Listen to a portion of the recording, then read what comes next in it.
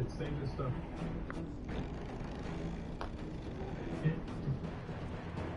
It's like it's not even like factually accurate. It doesn't even make sense. But what's the line? The camera makes a lot of money on OnlyFans, so then like they're not gonna ban her. They're gonna ban people for her. On that logic, they wouldn't have banned Steak. And Steak's a multi-billion-dollar company. It's a lot bigger than Amaranth. There's no logic to this at all. And two, Pokimane, Amaranth, like, yeah, man, like that. They sent her $100,000 in a box with free security, right? You guys, you really fat. Yeah. Just one sim. Send her a box with $100,000 in the box. Security, new phone, all kinds of stuff. And these are like, and the funny part is like, these chicks like suck at the video games they play. They're not even good. Like they're fucking trash, bro. Like, niggas still watch it. They still watch it. It's like, bro, at least when the guy streamers, like, most of the time they're good. Like, they're good at what they do, right? Like, that's why you watch it, right? But these chicks, like, they'll be streaming, they suck. They're fucking suck. They're very boring. And they're boring. Look at subscribe to my Twitch and Twitter. I feel like you just like you said, like obviously a lot of those who play these games suck, but like they're just doing that for fun. It's the same as the guys doing. It's just that people let suck because they're hot. They're really good at the game that nobody listens to because there's mainly guys on Twitch and guys want to watch girls for one reason.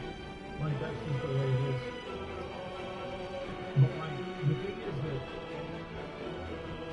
that's like such a minority on Twitch.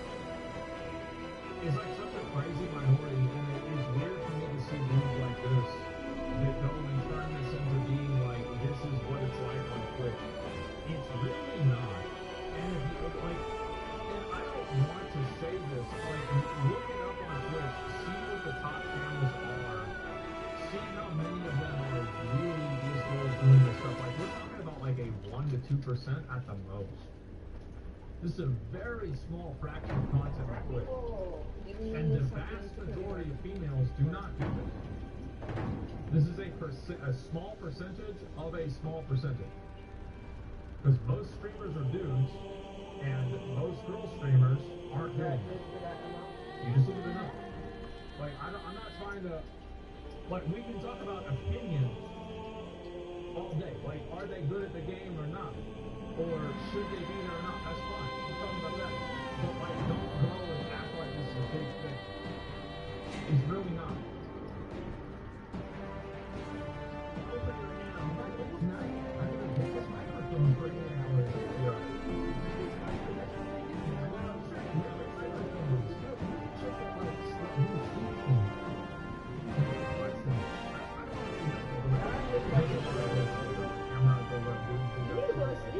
But I do think that guys watch girls sleep streams for one reason.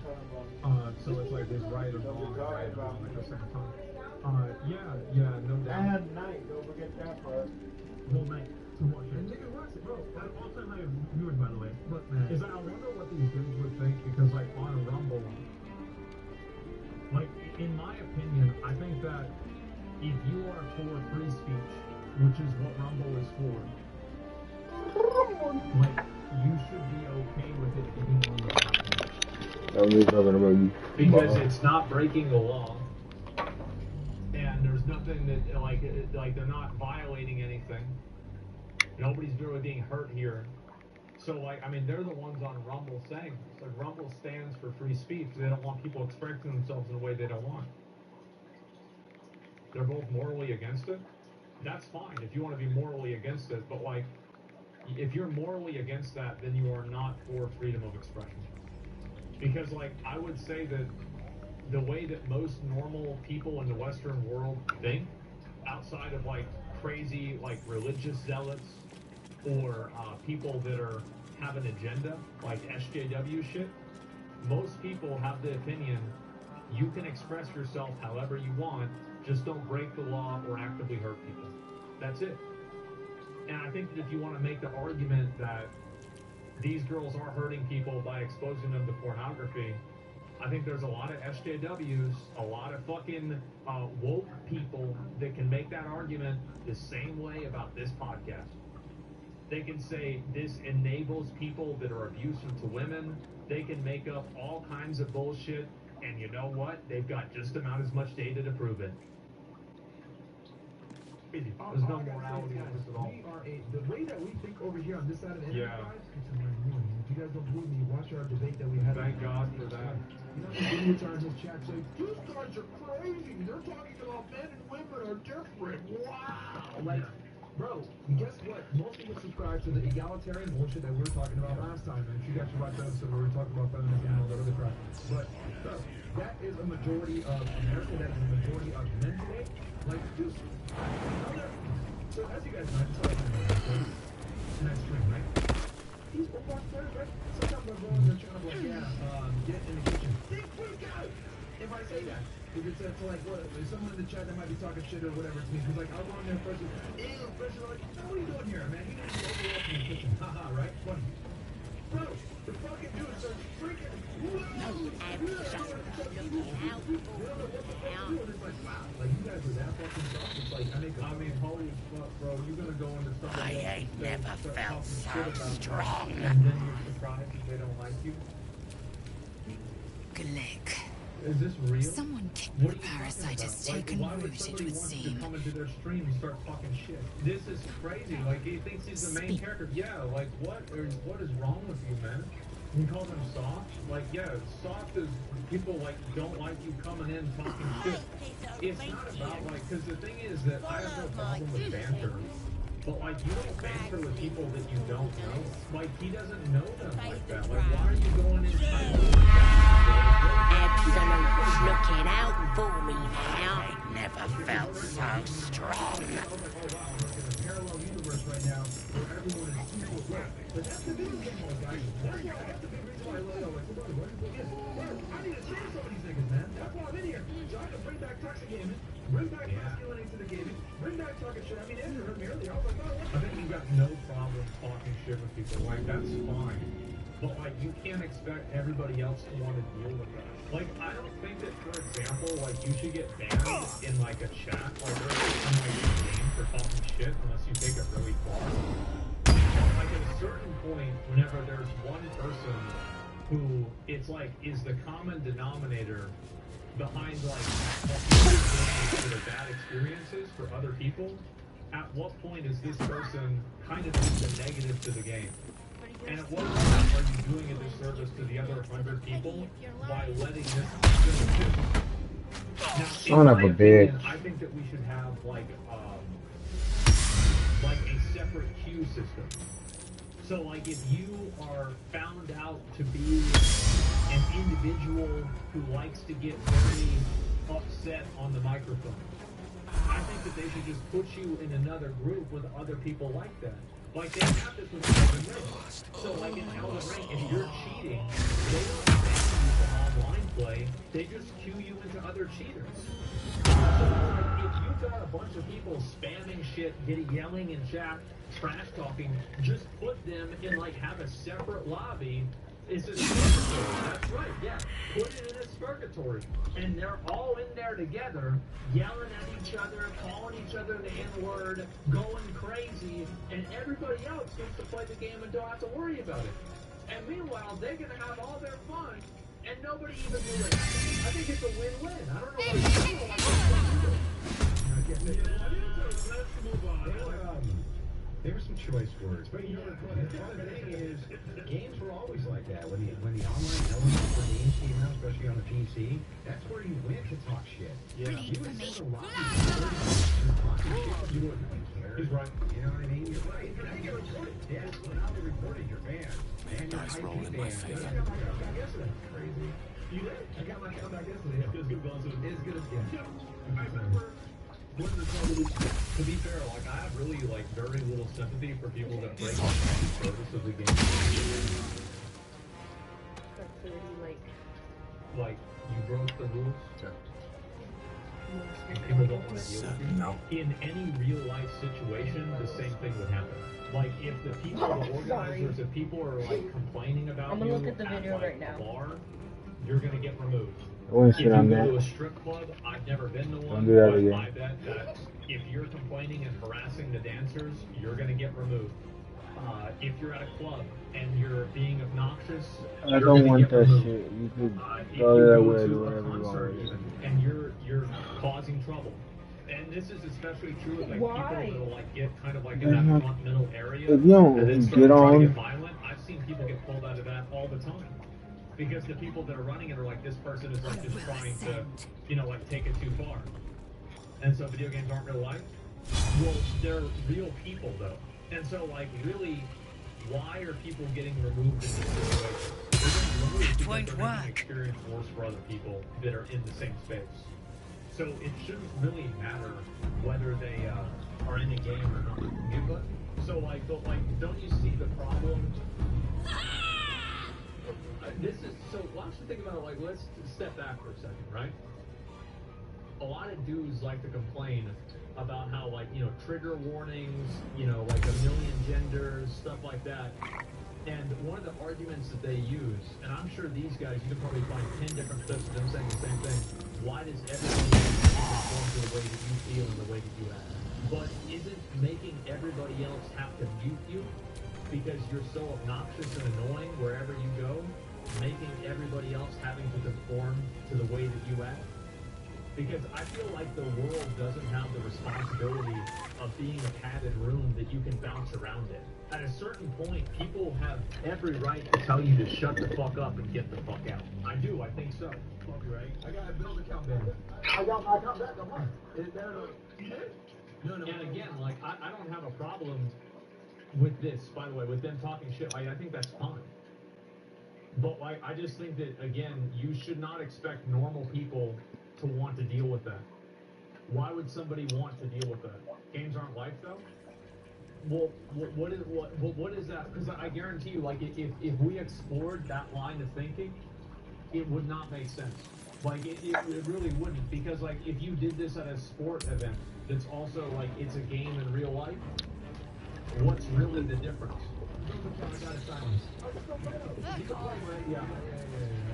I bought a build account for a bit while I was there, and then he got silence. I'll let you live better. Anyhow, my co-host on the Crucible, Zen Bruce his name. All he did was bait. He got started in the base because he was going to Xbox Live lobbying rooms and debate abortion. That's funny. He would just sit in the lobbies for hours, and he would debate with hundreds of people that recorded all over his channel. They're fantastic. That's what he did. That's how he got into the work nowadays. Like, nah, bro, shut the fuck up. Like, I went in and I was doing Call of Duty. I was playing COD, like, right after Biden won, and I said, I started saying, I think these guys are riding with Biden. And then some guy said, what does that mean? I said, I think they're cheating. He says, oh, I get you, man. Yeah, true, brother. Like, I swear, every fucking lobby, someone was either saying the N-word, talking about Trump, like, fucking, like, what game, what kind of fucking normie, like, maybe it's Overwatch, because like, Overwatch has, like, you know, they like to celebrate every time that they add a new character into the game, that in the place where they have their World Cup, Saudi Arabia,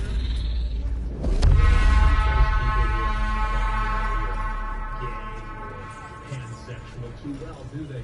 Now, crazy how Blizzard uses, you know, gay people to market their brand. You just damaged something rather personal.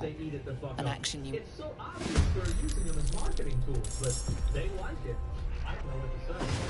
I wouldn't mind them if they didn't have all their fucking selling shit in the Middle East. Acting like, oh no, Tracer's not gay here. She's either gay or she's not. A bunch of rats. Anyway, gaming is woke? Get the fuck out of here. Like, I joined COD lobbies, I had to mute the lobbies, they were so bad. They're still bad. Maybe he's playing the wrong game. Don't play Counter-Strike. Okay, hell, man. It's crazy how it's like, you better play against I come back now, and I'm like, why is everybody all woke? And it's like, yo, you can't use words like that. What the fuck? Whatever, man. It's really offensive. I'm like, I remember back in the day, Call of Duty, Winter Lobby. Yeah. Point one. I mean, to be fair, he's right. He's right. yeah. You talking about me? fucking say shit. Yeah. What? This is going to depend on me, bro.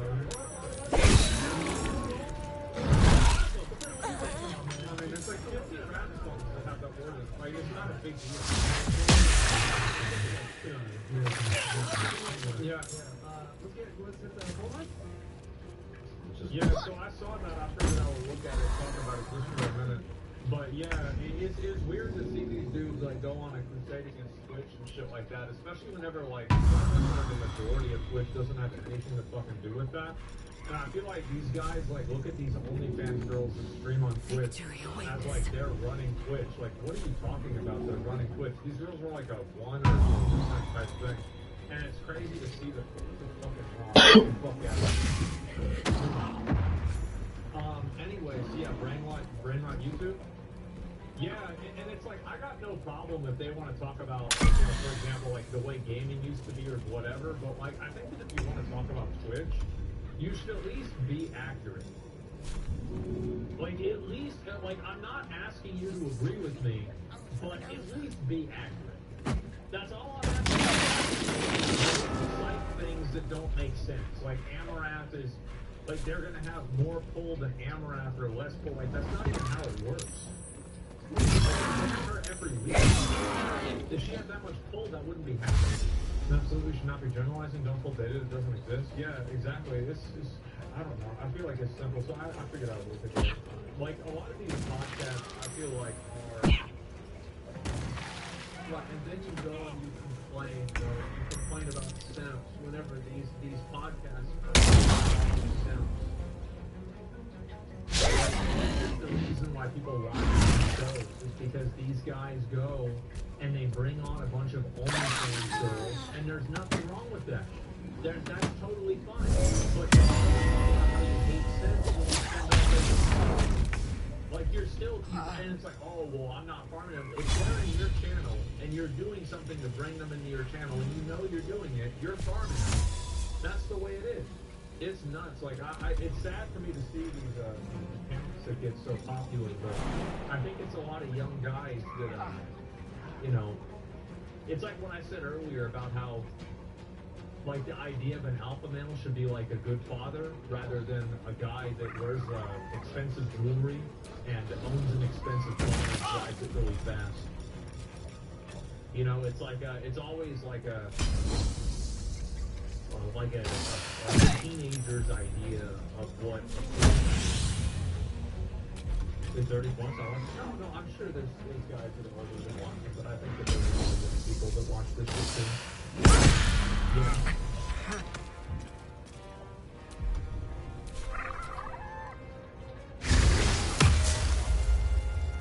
All right, here we go. Fanboys try to defend Diablo 4. Uh-oh.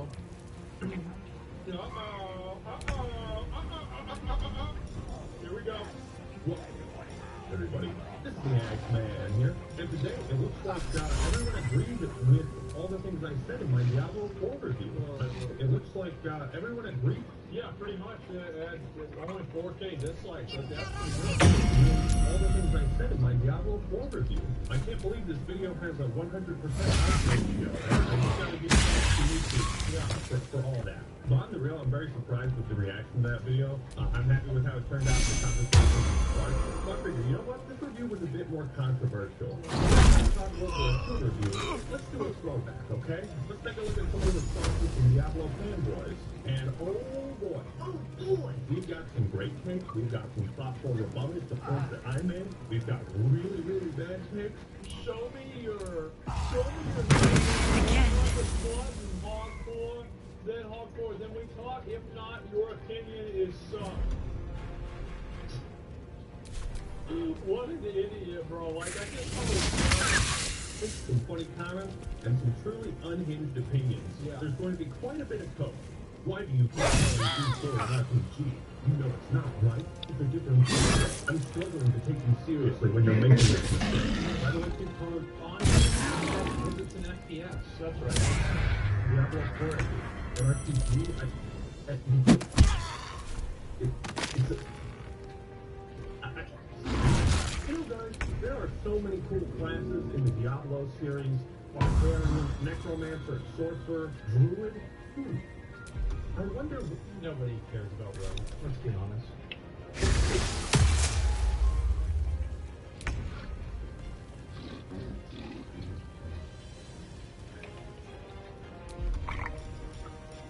Okay, everyone, today I'm going to be blowing up an air mattress with helium to see if it will float or...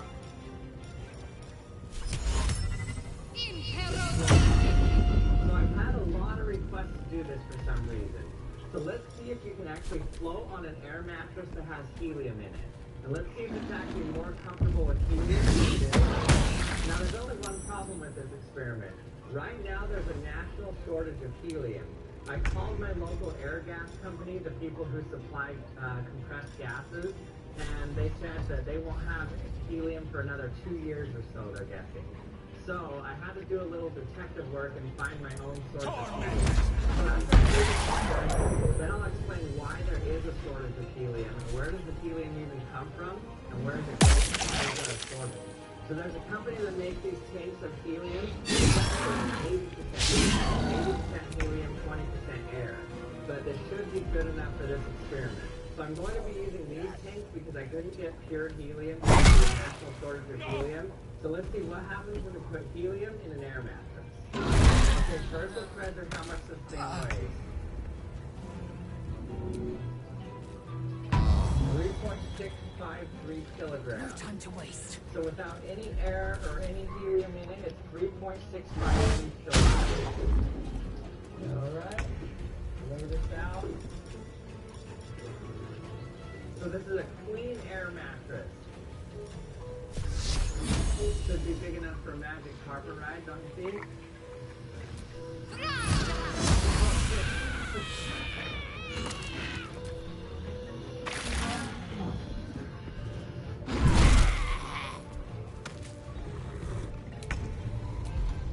Look, it puffs right back up when I push on it. With normal air, it just kind of stays flat. It's not even pumped up all the way yet, but you can see how it pushes back on me due to the buoyant force.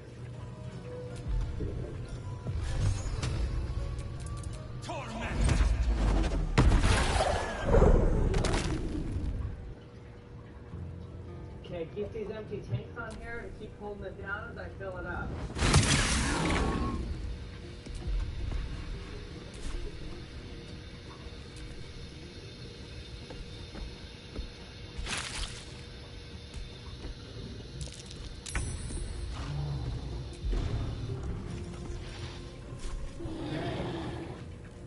Moment of truth. Let my name be known. Can't give up. Not Okay, now. now let's go ahead and remove these tanks and see if it floats up. Oh. No, it didn't work. Okay, so it didn't actually float up in the air, but it is very light, way lighter than when you have air in it. So let's see how much it actually weighs. And it's very bouncy.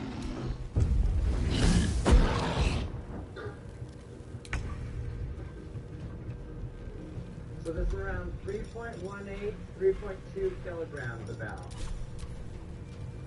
That's because the air is equal to the weight of the amount of fluid that it displaces.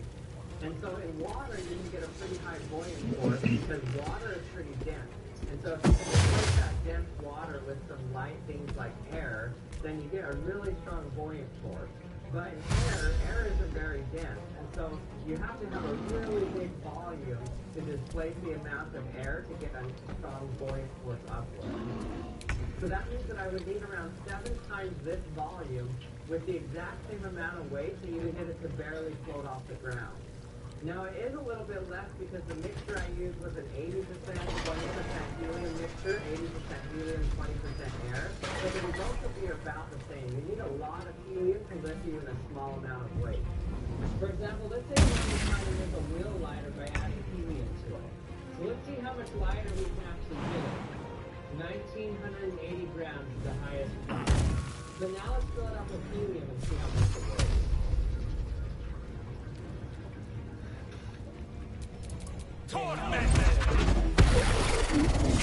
Is it parasite? No more than a few pecks. I'm afraid this spread is most inadequate. Our burger is at an end. Unless perhaps you've a spicier deal. With helium. So even adding helium to your tires isn't going to make your bike any noticeably lighter either. So the key to making anything lighter with helium is having a huge volume. Once you can get that huge volume, that's when you start to get that really strong buoyant force. Now, even though helium is the second most abundant element in the entire universe, the only reason we have helium on Earth here is due to the radioactive decay, mostly from uranium and thorium. Sound the horn when you're These ready. radioactive elements emit alpha particles, they're called, which are really just helium nuclei. And so basically these radioactive elements are always emitting helium, and they get trapped in these natural gas pockets in the Earth. And so when we mine natural gas, we sometimes find helium in it. It can be in as high concentrations as around 7%. And the reason we're running out is because helium is really interesting. It actually leaves the Earth's This one is a true soul parasite. Okay, at first it makes it It can enhance you. Helium would leave the Earth. You can absorb its potential. Open your mind to it. Once that balloon goes You high already enough up know in the how. atmosphere, eventually the air will get thin enough so that the helium inside the balloon is the same density as the air outside of it. So the balloons only go up a certain distance, and then they kind of just stop and float there. Remember, the only reason that a balloon is floating is because it's displacing air. So if you let helium out of the balloon, that helium that came out just disperses around the room. So it's no longer displacing air, it's just mixing with it. So the helium that mixes with the air in the room doesn't rise up anymore because it's not displacing the air, so it's no Your longer mind buoyant. swells and subsumes everything the tadpole has to offer. Everything it was and everything good. You have... And then air hangs out of the bottom half, but they're actually equally mixed throughout there. So elements like helium and hydrogen, because they're so small compared to the air molecules around them, so they have a distribution speed that's really wide like this. And it turns out that the small tail end of that distribution does have high enough speed, around 7 kilometers per second to 11 kilometers per second. That's high enough speed to actually escape the Earth's gravity. So those tiny little helium atoms can get going fast enough. Once they randomly migrate up to a high enough altitude and get bumped just hard enough, they can actually leave the atmosphere. But something else weird is going on, because if you calculate the amount of helium produced from uranium and thorium, and the amount of helium we lose from the Earth's atmosphere due to its temperature distribution, you find that you're around 3 orders of magnitude off on the amount of helium that should be in our atmosphere. So there's something else that's making the helium fly off of our Earth. Now, scientists aren't exactly sure what these extra reasons are, but they have some pretty good guesses. Some of these guesses have to do with the solar wind. It could be that helium plus ions are actually getting ejected from the Earth's atmosphere due to the polar wind. And another mechanism could be that the helium plus ions interact with nitrogen molecules in the atmosphere, and that gives it an extra kick when it transfers electrons that it actually ejects helium from the atmosphere. So instead of helium balloons in the future, I think we're just going to have to settle for hydrogen balloons. I can't think of a reason why that would be dangerous. And I'd like to thank Wallabout Home for sponsoring this video. Now, Wallabout Home is an exciting, cool new technology. What it is a fall detection device for people who are at risk for falling at home. And what it does is it doesn't require anything to be worn on your body. Let me show you how it works. It's pretty good. It maps out the room using radio frequency, and it detects whether a person has fallen down. So basically it uses an algorithm to know whether they're standing up or laying down. And if they're laying down for too long, then it will automatically call a caregiver. Okay, so let's see if this actually detects me falling. So let's say you're just in your bathroom, slip on some water. Whoa. So it gives you a little bit don't of leave me in time suspense. to get up. How are you feeling? Get up in that No amount of errant time. tentacle. Was there another matter you wish to discuss?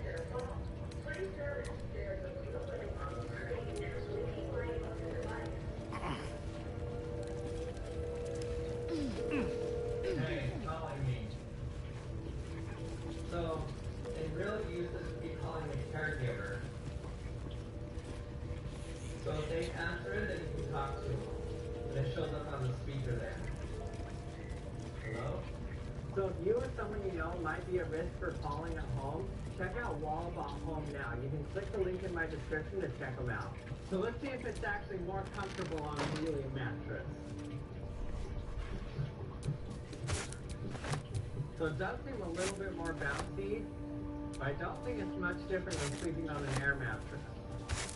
And thanks for watching another episode of The Action Lab. I hope you liked it. If you did, remember to hit the subscribe button and hit the bell to be notified when my latest video's out. And head over to theactionlab.com if you haven't checked out the Action Lab subscription box. And thanks for watching, and I'll see you next time. Then, do you want to become spider food? It's not much of a secret that photography used to be difficult. You didn't just whip out communication device you always have on you to take a snapshot. You needed to carry an actual camera around. You were like some kind of tourist. And it was also expensive. Every picture you took used up a frame of film, which cost money to buy. Need something? And then there was the processing fees and the time. Unless, of course, you had a Polaroid camera. But what's perhaps less well known, at least among the whippersnappers, is that there was a time when using flash photography added yet another cost to every photo you took. See, photographic film usually isn't all that sensitive. It needs a lot of light to correctly capture an image, especially color films with fine grain. During the day, that miasma of incandescent plasma in the sky lights up the world plenty for a camera to make some memories. But at night, or even just indoors under artificial lighting, film cameras need some help. And a lot more than the little LED on your smartphone has to offer. Flash photography in the days of film involved equipping a camera with its own light source roughly as bright as the sun. That may sound pretty difficult, and it should because it was.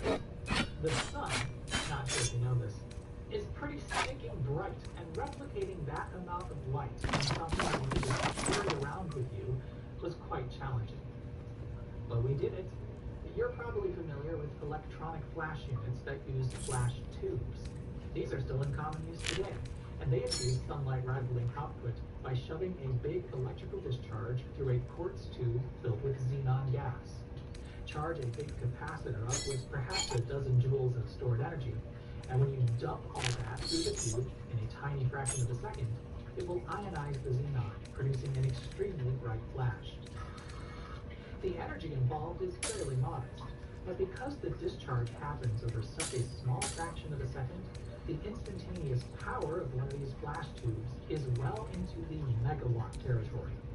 They're bonkers. For many years, the technology which made this possible was quite exotic. Though invented in 1931 by Harold Doc Edgerton, flash tubes spent decades relegated to scientific research and other highly specialized applications. General photographic flash units using the technology did come to market around the mid-1950s, but they were just way too expensive for anyone but professional photographers to afford. Still, amateur photographers taking snapshots at birthdays and on vacations weren't left in the dark. Consumer flash photography was alive and well. No fancy technology required. How? With these. These are flash bulbs. They look kind of like an ordinary incandescent light bulb, except something went very wrong when making the filament. You'd use these things with a flash unit like this. Stick a fresh bulb in its socket, pop the unit onto the hot shoe of the camera, engage its adorable little reflector, and then, when you took your next photo, the flash unit's battery, once triggered by the camera through the contacts on the hot shoe, would send power to fire the flash bulb once the camera's shutter was open. That would produce an extremely bright flash, which would illuminate the camera's field of view to expose the film correctly. But that flash happens very quickly. To get a really good look at one of these, I'm going to need some kind of a slow-mo guy. Luckily, I have one right here. Oh, my God. Quite. Good, thanks, Alex. I assure you. Volo carefully, the needle finds the gap. Change. The needle. Oh, bother. Volo carefully, Volo's cold tap. Do you feel that? I bet. He pauses. There appears to be an amount of cosmetic damage. Yes, quite. I can't help but try it on. I'm sure you'll sort out terribly. The pure oxygen envelope. And when you send some electric current through there, it's going to cause the zirconium to burn extremely fast. So, a single-use bulb. It's a single-use bulb. It's going to make an extremely bright flash, and then you got to get rid of it. But what I'm even more excited to see is this. This is a flash cube. Technically, this is a magic cube. Of course, magic cube. This is one C. That's not important. And these are mechanically actuated by the camera. So rather than need to have a battery to send power through here to set off, you actually have some sort of a firing pin to create a discharge at the base of the bulb to set it off. And I'm really excited to see what that looks like. Me too. I've never even heard of it. They're pretty cool. So we're going to see what we can do. It's going to be pretty challenging to film this. What do you think we're going to have to do here? I think, well, I like to start around 1,000 frames a second and then learn that that's probably not fast enough, and then maybe switch cameras. We got a ton of options with frame rates, so I think we'll just learn as we go. I think that's probably the best option, and the only good thing is these are not as instantaneously bright as an electronic flash, because they do burn over some fraction of a second. So overall, it's the same amount of light, but spread over more time. So hopefully, it's not too crazy. But let's find out. We have Gav's goofy probe lens thing. There is nothing goofy about this. That's a normal looking lens, alright? No, it's not. But we are, we literally, I have no idea what to expect here, because I would like to see the filaments, but I know it's probably going to wipe out or blow out the exposure, but we'll see. I can preemptively stop the lens down a little. Yeah, that might be. We'll find out. But again, you don't know the other thing about the coating. The coating is there for two reasons. One, to shift the white balance. It's adding some blue so that way it is the correct white for daylight balance film. But the coating is also there for, let's call it structural reasons. Oh. I love that it's basically a sealed chemical reaction with a built-in gel. It's like they thought of every single reaction. I don't think they thought of it. I think they realized the lateral issue. Okay. Do I need like eye protection? No, you don't need that. Maybe for the bigger ones. Hopefully this works. In 3, 2, 1. Ooh. Wow. There's actually, I can see it in the light, there was some smoke coming. So was that leaking out of the hole? Or was that you see how it's bulged on the side? Oh. The glass is cracked. Oh, My, you startled me. It's that hot. No special reason, really. I was just practicing an incantation. That is right. Yeah, that's kind of, Okay, so to see detail in that. What can I say? Can't quite describe it. The need, the we, Mistra is all magic. As far as I'm concerned, she is all. See, you understand? Magic is. It's like. Is it the same for you? It's wherever the glass cracks, it's the coating. You wouldn't say that if you felt what I feel. Keeps it from exploding. Perhaps I can show you what I mean by reaching into the we, then follow my lead. This is going to be the real challenge with the flash cube, because I don't know how bright the jet is. Alright, here we go again. 3, 2, 1. You hear it crack. Now you. Yeah, that was nice. It's like a bit of an ASMR crackle there. Oh, that's close. Oh, we're getting close then.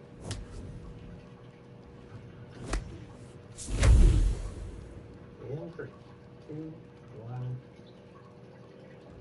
A familiar feeling, like a kind word and a kind touch at the same time. It's warm and comfortable. Excellent.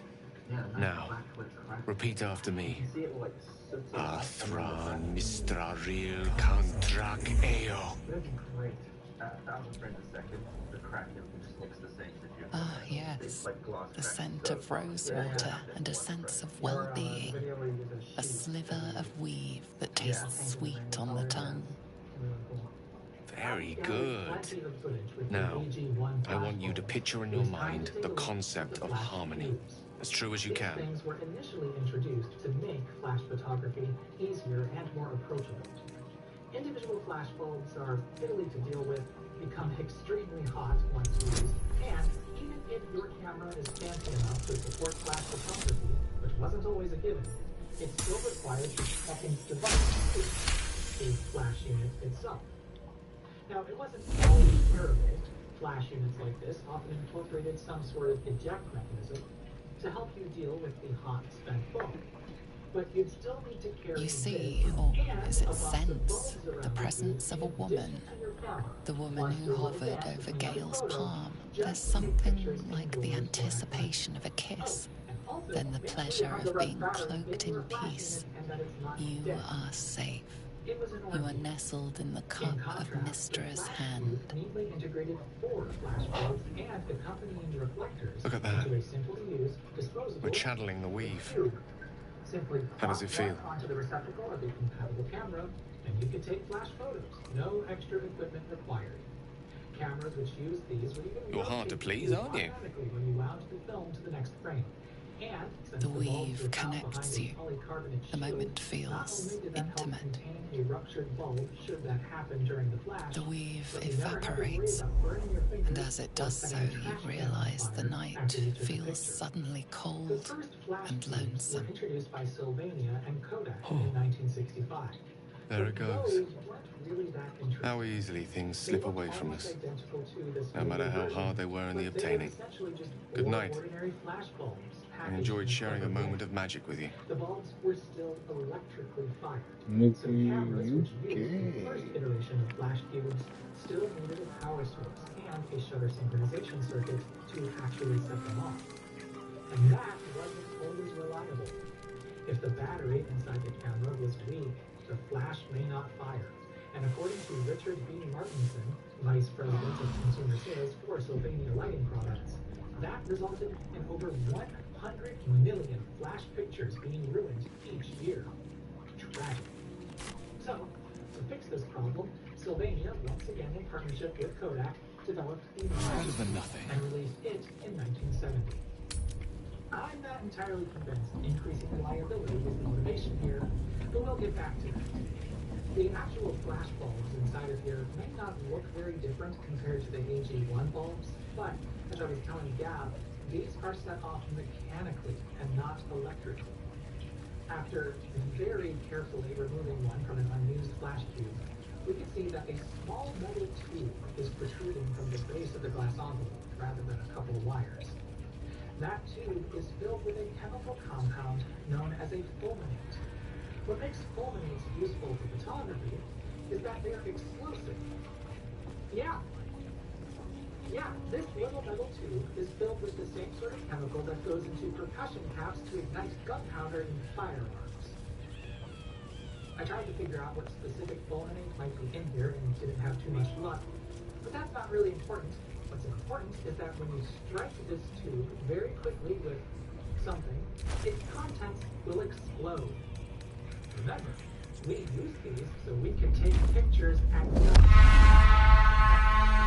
Like a percussion cap, that explosion is used to initiate a second combustion.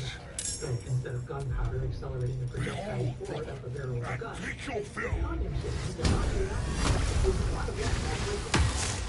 Inside the behind the reflectors are 4 pieces of wire which form simple springs. At the base of the unit, this end will be and retained by a little metal nubbin.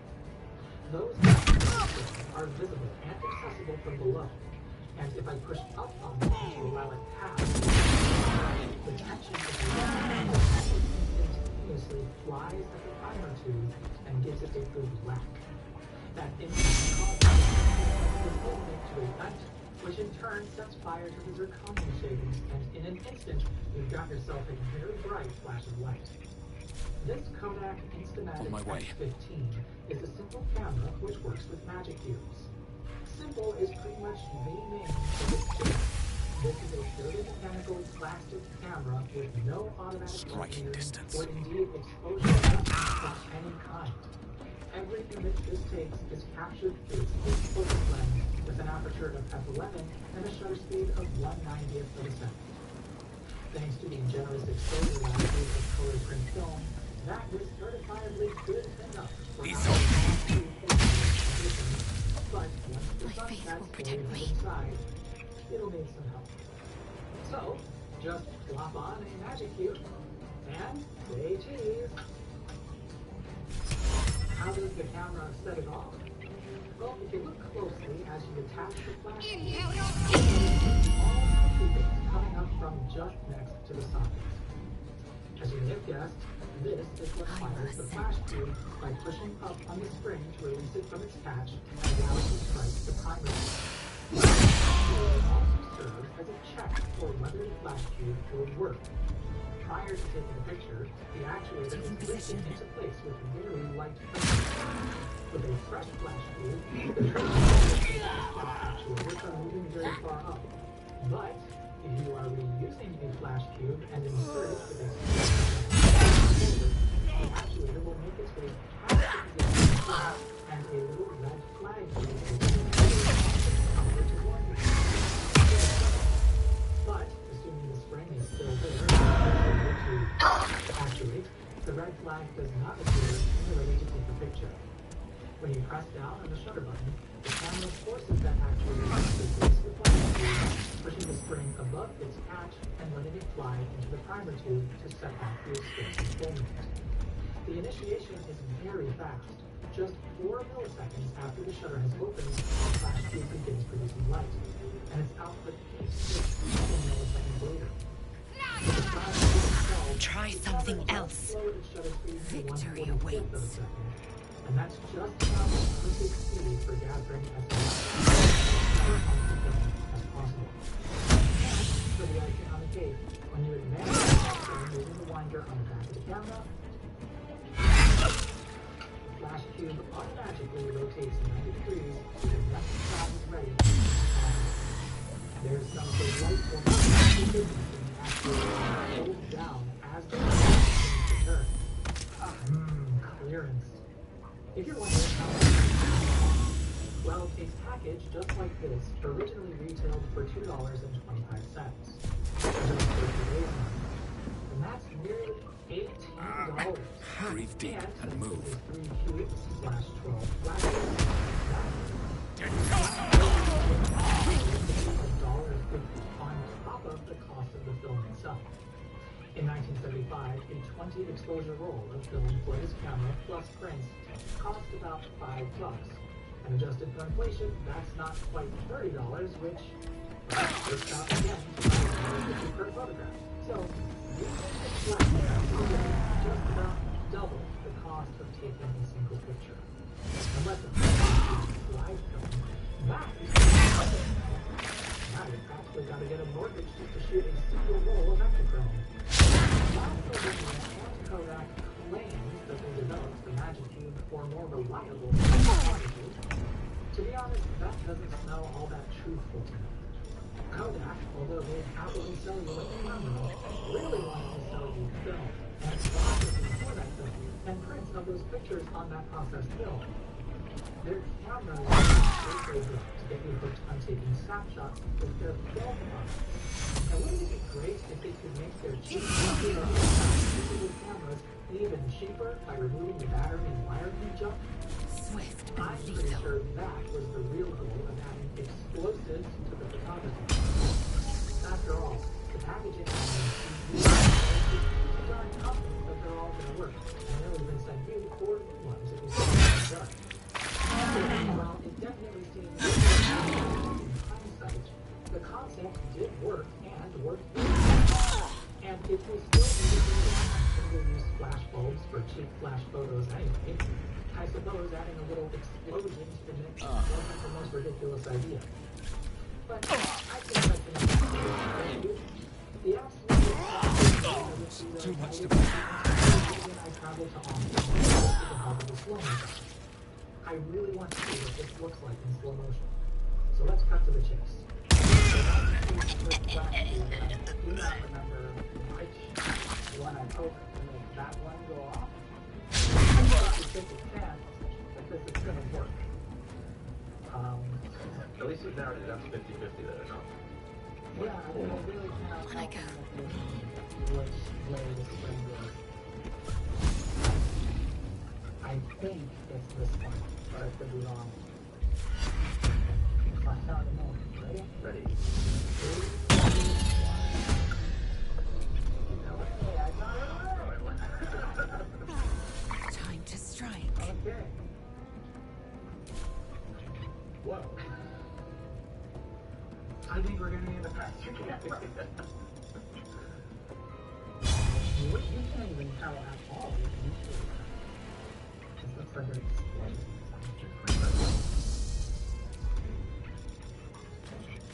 Well, that's very tight. But yeah, we definitely need the bigger gun. Bigger gun time? I think so. Okay, we whipped out the big guns because that didn't reveal anything. So what is our frame rate? 200,000. 200,000 frames. Okay. It's quite a leap. Yeah. Here we go. So again, 3, 2, 1. The first was spectacular. A plume of sparks shot out from the gold and ignited the zirconium, with the fire really beautiful. One spark even managed to make it beyond the midpoint of the tube. And we can see that the exact spot where it collided with the zirconium is where the zirconium itself began to burn. This is basically a fire. Yeah. It is a very calibrated, easy to set off firework for the purposes of photography. It's complicated stuff. Yeah, I mean, it's just that first bit of spark. Can't believe how bright it is. Even at a 1 microsecond of frame explosion. This is, at your playback frame rate, this is slowing 1 second down to 111 minutes. A feature-like film out of 1 second. Oh, you camera good. While we got plenty of detail of the initiation explosion, the zirconium burn was still blowing out the sensor. And remember, each frame was captured over a tiny, tiny fraction of a second. These things are ridiculously bright. Gaz decreased the shutter angle in the hopes of uncovering more interesting details as the flash reached full brightness. 3, 2, 1. And so one of those sparks runs into the zirconium. Got to move. And now the tails are burning. So we have to be able to travel across each like hair, is it? I think so. I don't know what else that could be. It's like a bird's nest that you set on fire. Yeah. It's a crazy moment in time where 1/2 of the flash is gone. It's pulling the wire closer. It probably Contraction. Yeah, lots of thermal action in there.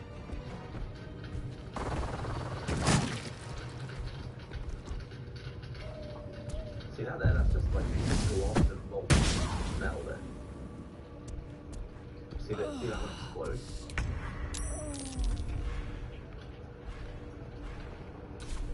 Got to press on. Bubble.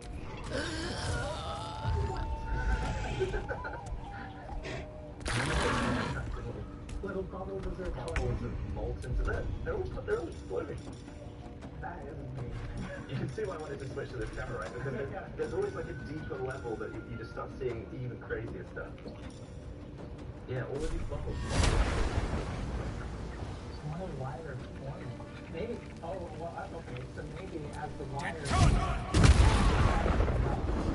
lets in some of the oxygen, or whatever else might be. The wire.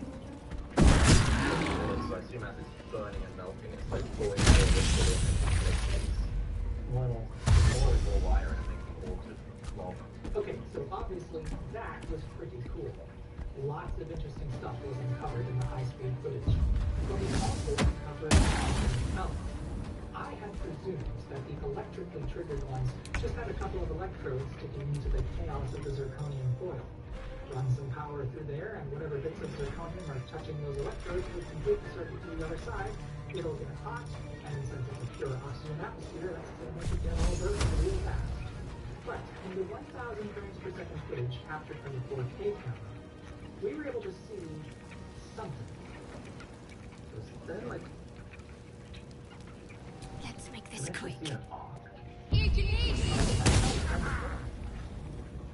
So it actually is burning. So there's a filament in there, just like a... And then it basically causes an explosion. That's one frame later. That's only like 1,000 to the second later. I didn't think it could be that fast. At this point, I was thinking, alright, I guess Here we go again. for there to be an incandescent predictable electrical characteristics, if nothing else, and a bit of tungsten wire when you pass current through it. Hoping electrodes into a briar patch of fibers. But switching to the faster camera reveals there's more to it than that. 3, 2, 1.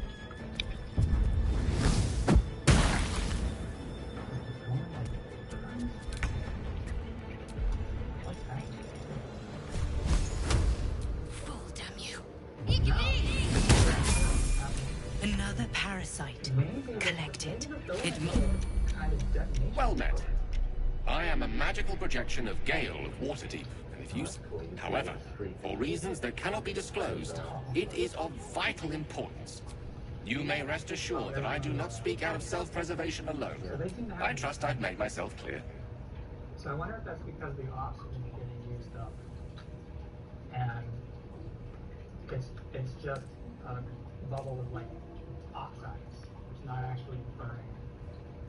I'm looking at this to see if I can even see what That will be covered by... I will... Step 1 is to retrieve from... Next, you must unthread the purple seam that seals it in a counterclockwise fashion. Do not touch any other colored strand. Inside the pouch, you will find a folded letter and a tiny flute. Starting from the bottom right. Upon completion, this is ignorant, for pronounce the name, words will now appear on the letter's surface, effectively turning the letter into a scroll of true resurrection. Use it to bring me back to life. The primer going on. Excellent. Now repeat my instructions back to me, please. Okay, in the interest of I'm not trying to try your patience. I simply need to be absolutely certain you understand. Have it your way. I can only hope your memory stretches further than your patience. Best of luck with the protocol. May my cold, dead hands soon be refilled with the warmth of life so they can shake yours in gratitude. And the arm's way back there, so actually, because of the coding, it's probably not. This might be difficult. Yeah. We'll see. Okay, that was under pressure. That was definitely under pressure. I heard glass hit the ground about 20 feet away.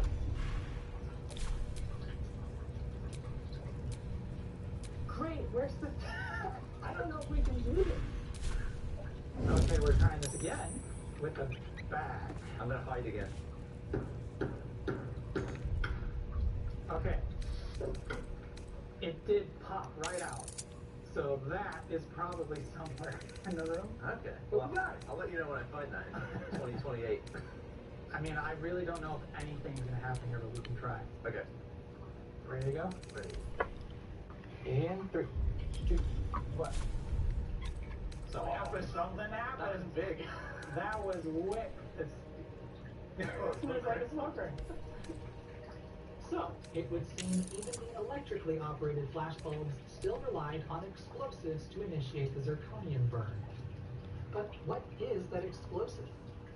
Well, I don't know.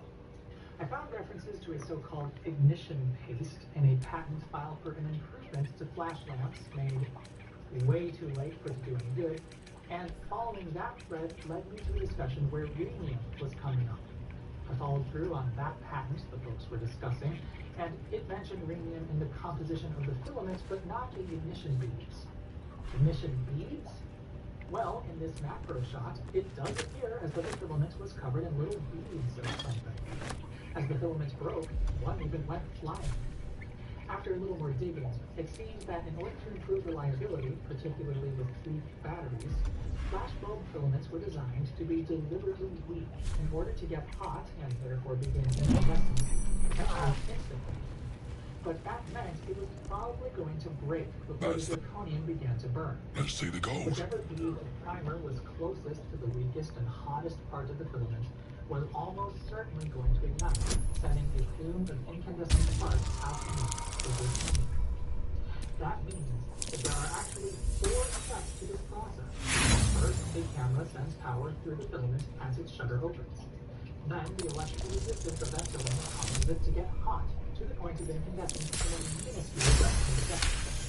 Next, the resulting heat ignites at least one of the primer beads on that filament, which sends a plume of sparks out into the net of zirconium wire.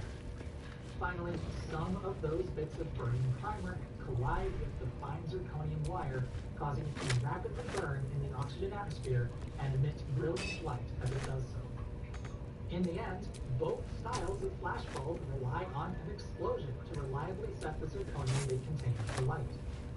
Sylvania's magic cubes take a literal shotgun approach by firing sparks up through the primer tube, but now that we know the electrically fired ones do too, that almost seems reasonable. This footage of the larger M2B bulb firing is perhaps my favorite shot we got. You can clearly see the distinction between the primer explosive firing and the zirconium beginning to burn. In fact, you can see what looks like a piece of filament with its primer bead igniting long after being blown clear of its original position. Then we see the wires start to ignite, and as they burn like tiny little fuses, the bright spot in the bulb propagates until all of the little blades leaving nothing behind for the cloud smoke. And remember, in real time, that all happened this quickly. Ow! So, what did you learn today? Mainly that it's brighter than I even imagined. But like, at one point we had 95 nanosecond duration, which is shorter than my brain can comprehend, and it's still blowing out the sensor.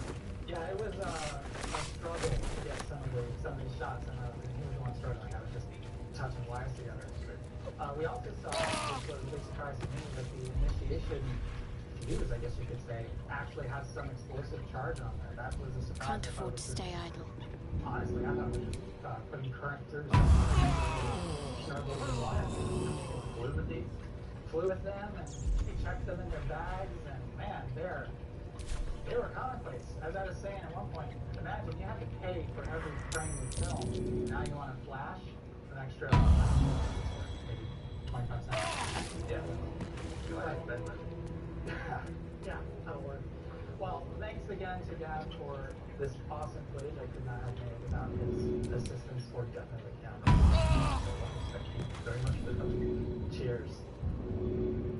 That was a great force of cheers, but I think we got it.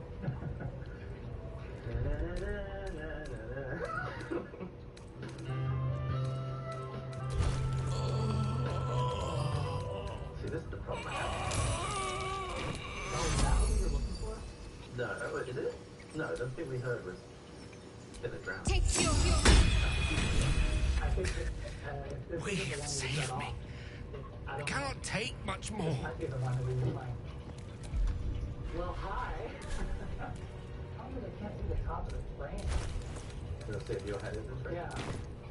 I've got head. Oh, I can put my head. Yeah, there's plenty of head. Please. I have hands. Now's hardly the time. Yeah. Machines like this often incorporated some sort of eject mechanism. And it would help you deal with the hot spec bulb, but you'd still need to carry this and a box of crap.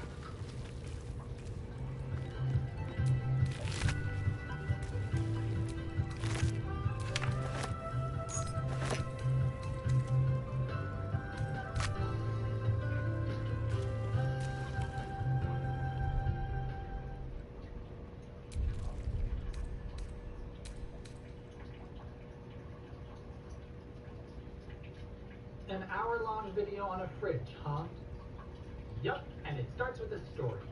Early last year, I moved into a new home, and due to a miscommunication about the details of an appliance package and the timing of its delivery, as well as the various supply chain issues that were all the rage back then, the fridge that I had already paid for wouldn't get delivered for an indeterminate period of time.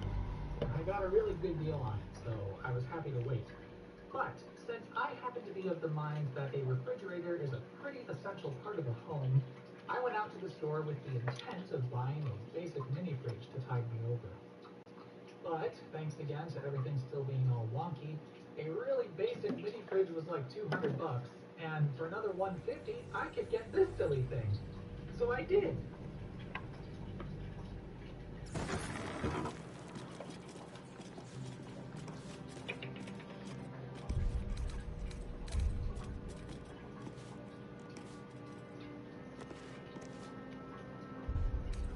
We're gonna be talking about alphas.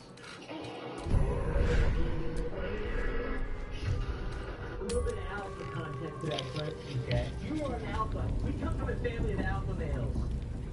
Yeah, you're an alpha. You're an alpha. You can find yourself in a omega. Yeah, you can find yourself. Omega.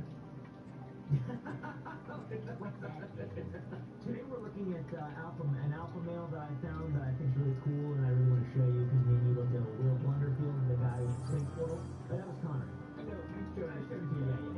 But his name is Alpha Dom. Okay, he's a male dating coach. And what do you know about male dating coach? Sounds like some just beta simpery. Self-hugging and what it means when a girl is doing it. I'm a professional dating coach and I teach guys how to understand the female mind. You've probably seen this before. I will demonstrate. Where they cross their shoulders, or their arms across their body, and they do this type of thing. Now, sometimes it can be that they're actually cold, but this is usually a stress thing, especially if it's slow. You need to be fucking fast to build up heat. If it's slow, this is usually a stress thing. However, guys, just want to let you know, if you see a guy doing this and he's not fucking running his arms and he's leaning into you, that's not a stress that you're going to be punished. I would like to point out that his hair sort of looks like he's wearing it. It looks like he's got a hat on backwards. It looks like there's a bill. It does. You see what I mean? That's what I'm saying. He's just an interesting looking guy. Yeah. The squeaky leather jacket, the red shirt, the hair. It's very interesting. Yeah. The whole thing is very, very interesting. Talking about self-hugging, he knows the female mind. I feel like he doesn't. I feel like he doesn't. Yeah, I feel like I'm not even a girl. This is a made-up job that he's doing. Better than nothing. Yeah, this is made up. Yeah, this is absolutely made up. This is not real. Just in case you're wondering, by the way, you can take his course. $10. He'll help you find women. He's paying $10. It's for the economy. It's value adjusted based on inflation. $10 all it costs to get unlimited omegas. Unlimited omegas. Check this out. I am going to be lowering the course instead of $50 a month to $10. So if you do not have it, go fucking get it. The reason I'm doing this is because one thing of doing this for a year has taught me is most men need that course very, very badly. Like you. I wonder what that course is. Let's go look at it. Yeah, Alpha Dom. What? Wow. Oh my. That is so cool. Navigate the fog when it comes to women. It's time to level up. Oh. The Alpha Dating Code Rewiring Your Mental Game for Success. Ebook. I would love to schedule a one-on-one coaching. I would love to actually see what he has to say and purchase a video course. So he was going to do that just for Valentine's Day, but he hasn't raised the price since. It's been months. Yeah. That's not good. That means it's not doing well. You think so? You think I should go in there? You think I should go in on it? You'll make more than $10 of this video. Probably, yeah. That's so funny. Goodness. By the way, don't use LastPass. I only use it for this PC and like this type of shit. Here we go. Oh, inflation! All women are bad! Oh my goodness. So the first one we're going to get into is men have to remove, absolutely rip it out, the belief that women are all bad or even Western women are all bad. That is incorrect. Okay. Okay.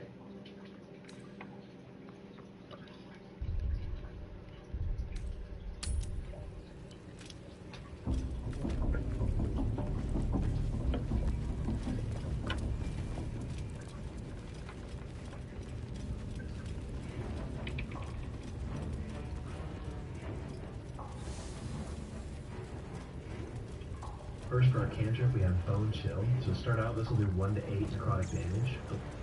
5, this increases to 2 to 16. And then when you hit level 10, you'll hit 3 to 24 necrotic damage. Prevent the target from healing until your next turn. An undead target receives disadvantage on attack rolls. So they're going to roll 2 dice and use a lower value, making it harder to hit. And that effect will last 1 turn. Here's what it looks like. And there's the effect. For our first level 1 spell, we have False Life. Gains 7 temporary hit points until a long rest. So at level 1, it'll be 7. It increases by 5 for every level, all the way up to 32 at level 6. And then these last until a long rest or until you lose them. Next up, we have this does 3 to 30 damage at level 1. Putrefy a creature with a necrotic energy field in your area. So it'll increase by 1 to 10 necrotic damage per level. Level 6, you'll be doing 8 to 80 necrotic damage. Next up we have Ray of Sickness. This does 2 to 16 poison damage. It possibly poisons turns. When poisoned, they'll suffer disadvantage on attack rolls and ability checks. Casting, you can add 1 to 8 poison damage per level, so you're starting with 2 to 16, going all the way up to 7 to 56 at level 6. And skeletons are new to Our last level 1 spell is actually granted by the Ring of Exalted Marrow. This can be found on top of Midrise Towers. So this ring gives you Exhort the Risen, which is it's basically command, but for undead. And then Ghoulish. So you take 2 to 12 necrotic damage, lash out with deadly claws, and possibly paralyze the target for 2 turns. And when paralyzed, the affected entity can take actions or reactions, and then attack the entity to always critical hits if the attacker is within the entity. And there you see she's paralyzed for 2 turns. Starting off with level 2 spells, blind a creature, attack rolls against it have advantage, and the foe attacks with disadvantage. So the blind condition, they'll have disadvantage on their attack rolls, the range of attacks and spells are reduced to 10 feet. Attack rolls against them have advantage. That's going to last 10 turns, and it's a constitution saving throw. When you upcast, you're going to be able to affect an additional target per level. So in level 2, that'll be 1 creature. Level 6, that'll be 5 different creatures. So we'll choose on this guy here. Blind for 10 turns. Next up is Raven Feeblement. Weaken a foe, they deal half damage with weapon attacks using strength for 10 turns. This is a concentration spell as well, so if you get hit, there's a chance you can lose your concentration and the spell will end. If you upcast the spell, it's not going to give you any additional benefits, so usually cast it at level 2. And then strength's going to affect every weapon, pretty much except for finesse weapons, which use dexterity instead. Try something else. Your attacks. Critical hit of 5. He did a crit.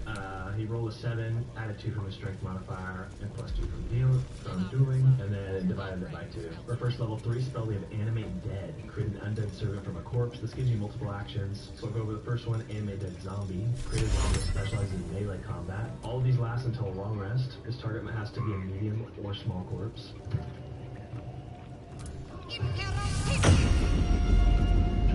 He is now a zombie. Those are the stats for the zombie. They have undead fortitude, so when they're reduced to 0 hit points, they regain 1 hit point instead, unless the damage was radiant or caused by critical hit. Unless it's from radiant. Here with this chromatic orb, did 50 damage. He came back with 1 HP. So he's got 1 attack, slam, does 5 to 15 bludgeoning damage. Hit a target with your bare fist and infect it with the crawling gnaw. Constructs, elementals, oozes, plants, undead, and members of your adventuring party cannot be affected. The crawling gnaw lasts for 1 turn. When an enemy dies before the infection wears off, it will temporarily rise again as a newborn zombie. Here's what his slam attack looks like. Infection this guy. He comes back as a newborn zombie. So the newborn zombie is going to take 1 necrotic damage per turn, 10 HP, so basically 10 turns.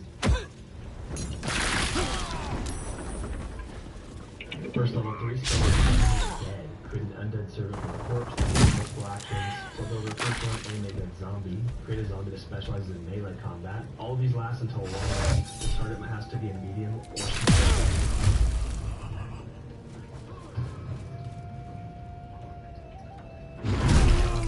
Stats for the zombie. They have undead fortitude, so when they're reduced to 0 hit points, they're given a hit point instead, unless the damage was radiant or caused by critical hit. So basically they can't be 1 hit killed unless it's from radiant. I hit him here with this chromatic orb. There's 50 damage. He came back with 1 HP. So So he's got one attack, slam, does 5 to 15 damage. Hit target with your bare fist and infect it with the crawling gnaw. Constructs, elementals, oozes, plants, undead, and members of your adventuring party cannot be affected. The crawling gnaw lasts for a turn. When the enemy dies before the infection wears off, it will temporarily rise again as a newborn zombie. Here's what his slam attack looks like. An applied crawling gnaw. Affecting this guy. He comes back as a newborn zombie. So the newborn zombie is going to take 1 necrotic damage per turn, and they only have 10 HP, so basically 10 turns, but further than that just by taking damage. But even still, if you can get a couple of these zombies out, kill a couple enemies with them, you can just make a horde of zombies pretty quickly. They also have dash, jump, disengage, and then you can dismiss them at any time with a bonus action. If you go back into zombie, you can upcast it to level 4 and create 3 zombies at a time. The original zombie, but now you just have 3 of them. Next action you'll get is animate dead skeleton. That specializes in ranged combat. It's also a level 3 under stats, vulnerable to bludgeoning, and poison. So he has unarmed strike that does 1 damage, just slap. There's dash, he's got jump, disengage, and then he has a ranged attack. This does 5 to 19 damage. Here's what that ranged attack looks like. It's just like a normal bow shot, basically. And again, just like the zombie, you can upcast it to level 4 and create 3 skeletons, which I think is good value. Next action you'll get is Animate Dead Ghoul. This is actually a level 5, so I'm counting it for level 3 just because it's still Animate Dead. Create a ghoul that specializes in melee combat. Again, this will last claws that do 6 to 21 slashing damage, flash with deadly claws, and possibly paralyze the target for 2 turns. We already went over paralyze, so I'm not going to mention it. Then he has Devour. Might have knocked out one or sleeping target and deal 6 to 33 slashing damage. You can toggle non-lethal attacks. You can jump, dash, and disengage as well, and then dismiss with a bonus action. So here's his claws attack.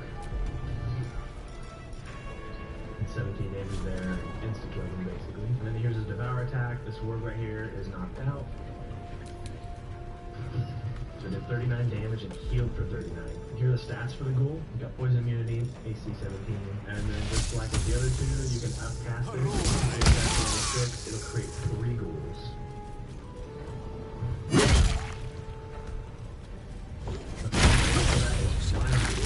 Flying ghoul specializes in ranged combat. So here's the stats for the flying ghoul. He has a slightly lower AC than the regular ghoul. And then as far as attacks go, he has claws just like the other one. Dash, jump, and devour just like the other one. But then he can also fly. He's functionally the same as the other one, except he can fly, but he has a lower armor class to make up for it. And then the level 6 upcast for that lets you create 3 flying ghouls. Next up, we have Bestow Curse. Curse a creature with your touch. The curse either bestows disadvantage on checks and saving throws or attacks, lets you deal additional damage to the target, or runs of its actions for 10 turns. That's what So the first couple give them disadvantage on checks and saving throws with certain abilities. So there's Charisma, Constitution, Need to find a way forward. Intelligence, Strength, and Wisdom. Disadvantage. So it'll have disadvantage on attack rolls. There's additional damage. Curse a creature through touch. Your attacks and spells deal an additional 1 to 8 necrotic damage to the target. So every time you hit him with an attack or spell, it'll add 1 to 8 necrotic damage for 10 turns. And then there's Dread. It fills with dread, possibly skipping its turn. So upcasting any of these is going to affect the creature for a longer duration. Dread. There we go. Curse filled with dread, so he skipped his turn right there. Here's the additional damage version. I'll show you that too really quick. There, he's got additional damage on. They throw a firebolt at him. There, hit him for 15 fire and 4 necrotic damage. Next up, we have Feign Death. Put an ally in a protected coma. They become resistant to all damage except psychic damage, so you'll take half damage from everything except psychic. Disease and poison have no effect. This will last 10 turns, so I'll just use it myself. Upcasting is not going to give you any additional benefits. And 19 checkmate. So here you can see all the resistances, they're lasting 9 more turns. The next one here I don't have the item for right now in any of my saves, but the paralyzing ray. So this will paralyze the place for 2 turns, and it's granted from the burning situation when you get down the House of Hope in Act 3. But yeah, it's basically your standard paralyze on the ring. The next 2 spells are from the Spectator's Eyes Amulet, which is very rare. You find this in the Underdark in Act 1. If you do enough exploring there, you'll find it. This will grant you Ray of Fear, which frightens your target for 2 turns. You Best can be use on my this way. for 1 rest. Pretty standard. Here's what that Ray of Fear looks like. Frighten for 2 turns, pretty standard. And then the other action it'll grant you is Wounding Ray, which does 2 to 16 necrotic damage. On a save, will still take half damage. Here's what that looks like. 9 damage. Touch, which will do 3 to 18 necrotic damage. Touch an enemy to siphon their life force, half as many hit points. For 10 turns, you can use Vampiric Touch again without expending an additional spell slot. That's a range of melee, also a concentration spell, so if you're hit and you lose your concentration, then you won't be able to use it again without expending the spell slot. So upcasting will add 1 to 6 necrotic damage per level, so you start with 3 to 18, you go all the way up to 6 to 36. Time to strike. Did 12 damage, healed for 6, and then you'll see down here, the bottom right, I'll have that as an action without having to use a spell slot next turn. Next up we have Revivify. Revive a companion to return to life with 1 hit point. This is the same as those, Scroll and Revivify. Same thing as that. Here's a range of it. Somebody's trying to make a chat bar or something. I do that, kind of rude. So, you can revive them, and then you choose where you want to place them. I just placed her in the same spot. But yeah, you can click on her and then choose somewhere within the AoE to teleport her to For our last level 3 spell, we have Speak with the Dead. Speak with Dead, I guess. Grant a semblance of life to a humanoid corpse, allowing it to answer up to 5 questions. Skeletons and creatures killed with acid, fire, lightning, and can't be made to talk using this spell. Doesn't work on undead. So this is a ritual spell, so casting it outside of combat, which you should be doing anyway. If you try to use it on somebody you've killed, they will not talk to you. So, there's a way around that. You can use Disguise Self. So if you use Disguise Self on yourself, you can try it again. Onward. Time to strike.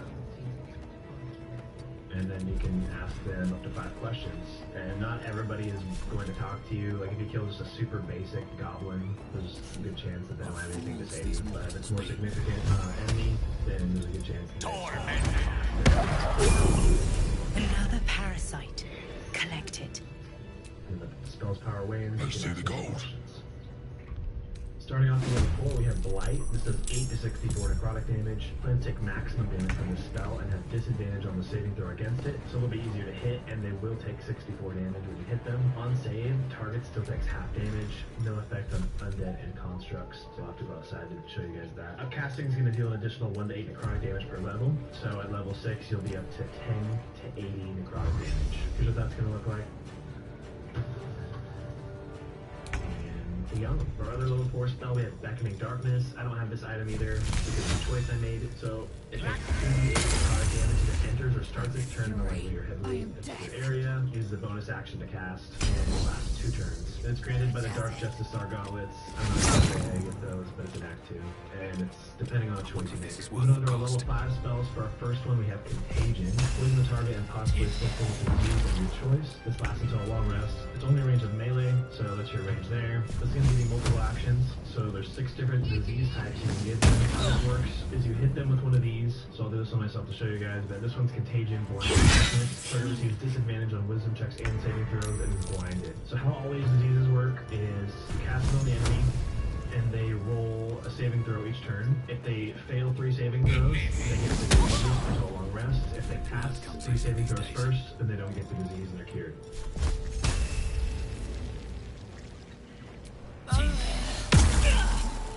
There we go, 3 failures. I now have the disease, stricken with blinding sickness, stinging of searing pain digging to the affected enemy's eyes. And then I'm also blinded. So it says I'm blinded. The blinded condition is supposed to reduce my attacks to 10 feet, the range of them. But as you can see here, I have full range. So I don't know if it's just a bug or this.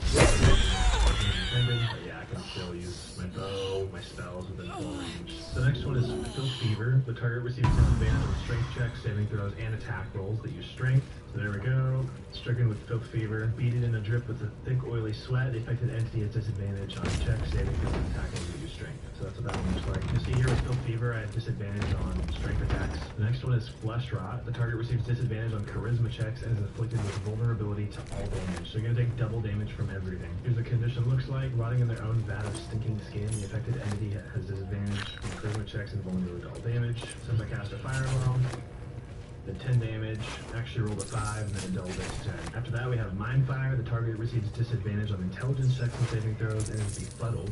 So they can't control their own actions and they wander around without direction. That's like the confusion spell. So there, I failed my third saving throw. That just makes everybody at camp hostile towards me because I'm confused, I guess. Also, for some reason, they decided to get naked. It makes it extra fun, I guess. Yeah, you'll see the condition down here. Affected entity's brain is cooking in a stew of hot blood. Next we have is Seizure. The target receives disadvantage on dexterity checks, saving throws, and attack rolls. So here's what it looks like when you have seizures, in the game at least. Involuntary convulsions shiver through the affected entity, so now I have disadvantage on my attack rolls. There's the disadvantage on attack rolls there. Final one is Slimy Doom. The target receives disadvantage on constitution saving throws. Whenever they are hit, they get stunned. Here's Slimy Doom. Affected entity oozes waxy, globulous blood. So whenever I take damage from a fireball or whatever, I get stunned for 1 turn. So that can be pretty decent, I guess. Next one we have is Dethrone. This is actually only found as a spell. There's only 2 of them in the game, and they're in the Sorcerer's Ball in Act 3. But if you have a wizard, you can learn the scroll and learn the spell forever. So Shred of Foes, very essence by pulling on the strand of the weave. It has a 100-foot range, and you can use it once per long rest, and it does 30 to 80 necrotic damage. Here's what that looks like. 54 damage right there. For our first level 6 spell, we have Circle of Death. This does 8 to 48 necrotic damage. Sculpt a massive sphere of entropic energy around the creature. Devastate the target and all surrounding creatures. On a save, the targets will still take half damage. So this has a range of 60 feet. And then the blast range around it is 30 feet, I believe. Must get off. Our next level 6 spell is Grand Shadow Lantern. To make this, you need to go to Moonrise Towers and there's a room there, and you'll have the options for it in there. And this will give you the level 6 spell Conjure Shadow Lantern Wraith. Hold an undead creature from the depths of the Shadow Lantern's depraved magic to join your side in combat. It lasts until a long rest, and you can cast it once for a long rest, so basically you can always have it up. It says here the target must be a medium or small corpse, but you actually don't need a corpse at all for this. So here I'll cast that. So here he is. Here's his stats. He is resistant to quite a bit. And then his armor class of 13. He hides underground like that until he's in the shadow. Here's what he looks like when he comes out of the ground. He has necrotic claws, which do 7 to 27 damage, slashing and necrotic. Slash out first claws. There she was hit by it. Now she's down to 9.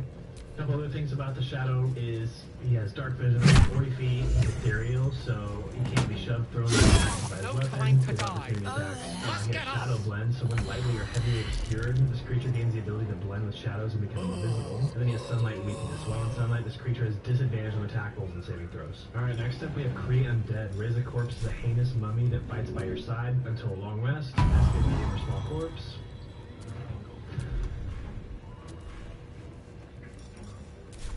And there's the stats for the mummy, immune to necrotic and poison damage, vulnerable to fire, resistant to slashing, piercing, and bludgeoning. Armor class of 18. Here's attacks. His Rotting Fist, which does 8 to 33 bludgeoning and necrotic damage. Drag your fist to a foe and possibly afflict them with Mummy Rot for 10 turns. Mummy Rot, their maximum hit points are reduced by 8 and it cannot be healed.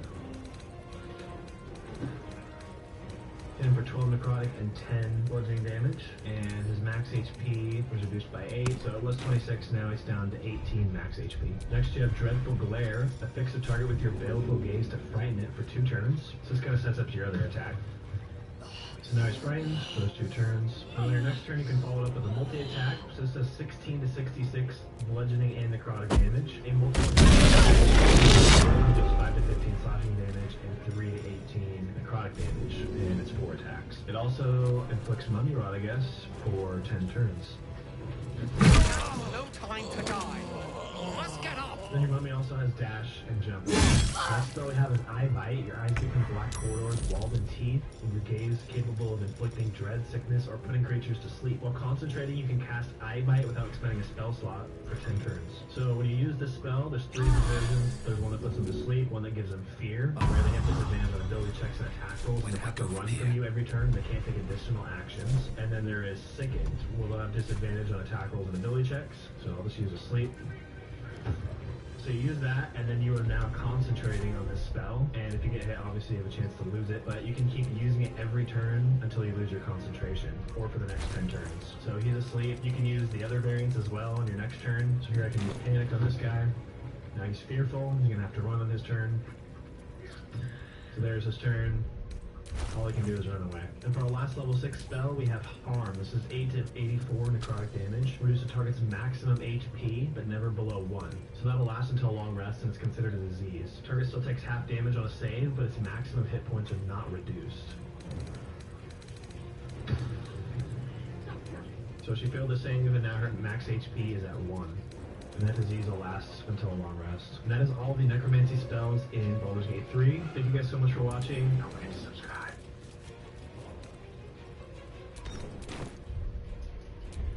One can't always be a gentleman.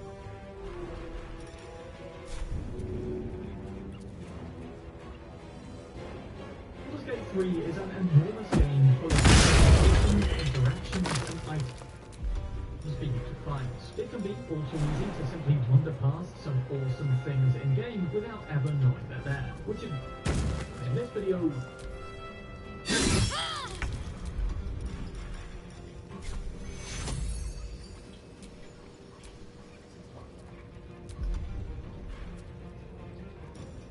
going over 25 hidden free gifts for you to pick up across your playthrough of Baldur's Gate 3. Ready? And let's get to it.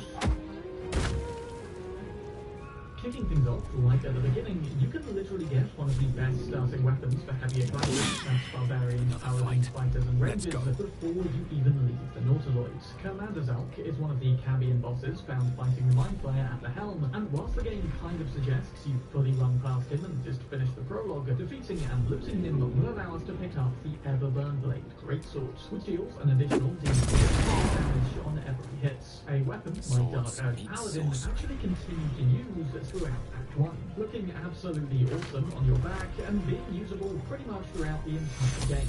Those on Tactician difficulty or above, though, might find actually defeating Zalk with a party of level 1 possible, though. In which case, simply make sure to free Shadow Hearts, equip her with the command spell before heading into the fights, and with a bit of luck, you can command him to drop the sword before sprinting right past and grabbing it, severely weakening Zalk against the Mind Flayer as well. Just make sure it's in somebody's inventory before connecting the transponder nerves.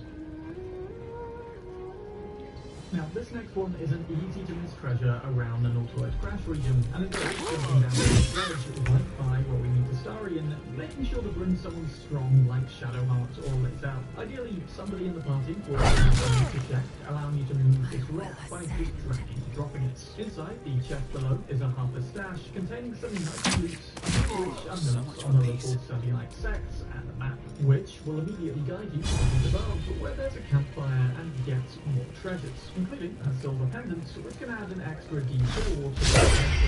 Very nice to have, especially at the start of the game. Creator, destroyer. Over in the Emerald Grove now, and something you may not come across is an entire hidden vault buried beneath the totem statue in the Apothecary Land. To access it though, you'll need to obtain the walkthrough visiting Howard by Wrath, who will impart it as a reward after successfully rescuing Halvin and saving Grove. So you'll remember to speak to him after doing that. Or if you're not planning on saving the Grove at all, or if you want access to these treasures sooner, then it is possible with a character like Astarion, say, to quickly pickpocket the thing off of him. Within the vault itself can be found an assortment of potions, spells, and poisons, as well as the Robe of Summer, which grants cold resistance, and the Sorrow Glaive, which allows us to use Storm Whip as an additional action to pull enemies towards us. Fittingly druidic and good to pick up. I'm exhausted. When first meeting find Tom someone in to Act camp 1, soon. she'll lead us to the toll house just above the river to deal with the paladins that are hunting her. Once that's done though, and the toll house is clear, make sure not to miss this trapdoor to discover a whole extra wealth of items beneath. Initially, this room may not look like much, and the large doors I couldn't seem to lockpick, but by using a knock spell or gaseous forming through the small hole at the side of the building, we can access the rest of the basement. I'd recommend bringing a Starium to disable these traps, then just loot around and grab whatever you want. However, within this hidden basement, concealing another hidden basement, hides yet another hidden basement beyond that, for which you'll need to sit people in both of these chairs at the same time. Doing so will lower a wall between them to unveil yet another treasure trove of potions and a lot of weapons, including a sweet paladin item, the Gloves of Heroism, increasing our hit points and preventing us from getting frightened whenever we channel our host spells. So overall, definitely a lot of hidden gifts under this place. Now for a shield with an extra bit of added protection, which can be easily picked up for free near to the Goblin Camp. You'll want to come to the main entrance, then taking a left to climb up to the battlements above, before leaping up even higher to these ledges, and do be warned that landing on this level 1 will awaken a nearby bugbear, whom it's best to put back to sleep using Olympic powers. Having snuck past them and left up to this more obscure top area, you're free to come around to the chest here, taking extra special care not to set off the traps along this ledge. And with a lockpick or knock spell, pick up the glowing shields, which with every short rest will grant us 8 temporary extra hit points whenever we drop below 50% health. Now don't get me wrong, there's definitely better shields out there to be found, some of which we'll come to, but early in Act 1, just hidden away up here, it's certainly worth picking up, especially given that odds are more than one of your party could use a shield.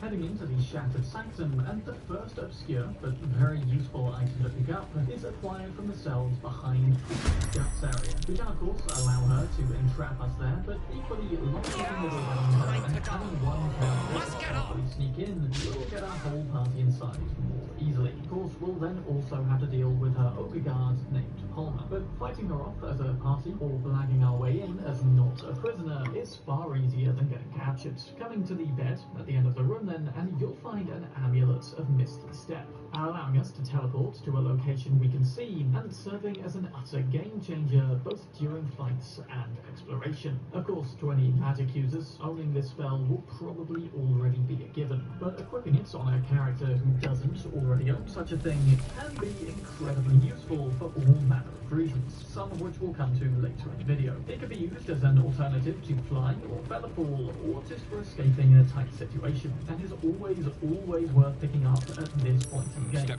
Also, a fun little way that you can exit this area afterwards is to shoot the cage at the top of the holding cell, jump down the hole, or perhaps now use Misty Step and head through the cave entrance. Now, as I said in the first video, you may not even have to spike the fighters below by passing an animal handling check, and actually instead setting them off goblins. Alternatively, a path to this last area can Look at where the and the first hidden creature you can find down here is at the end of the explosive Gonna find me a new tribe, one that appreciates the old ways. Where a necklace of Misty Step could be useful, and means we don't have to use the scrolls from Balin's pack and can still easily save him too. But once you've done so, take a look at the ledge up here. You can even explode all the mushrooms now to make it easier, but afterwards, Misty Step up here to uncover a skeleton a nice little boon to equip one of your characters with, which adds an additional 1 to both your survival and nature skills.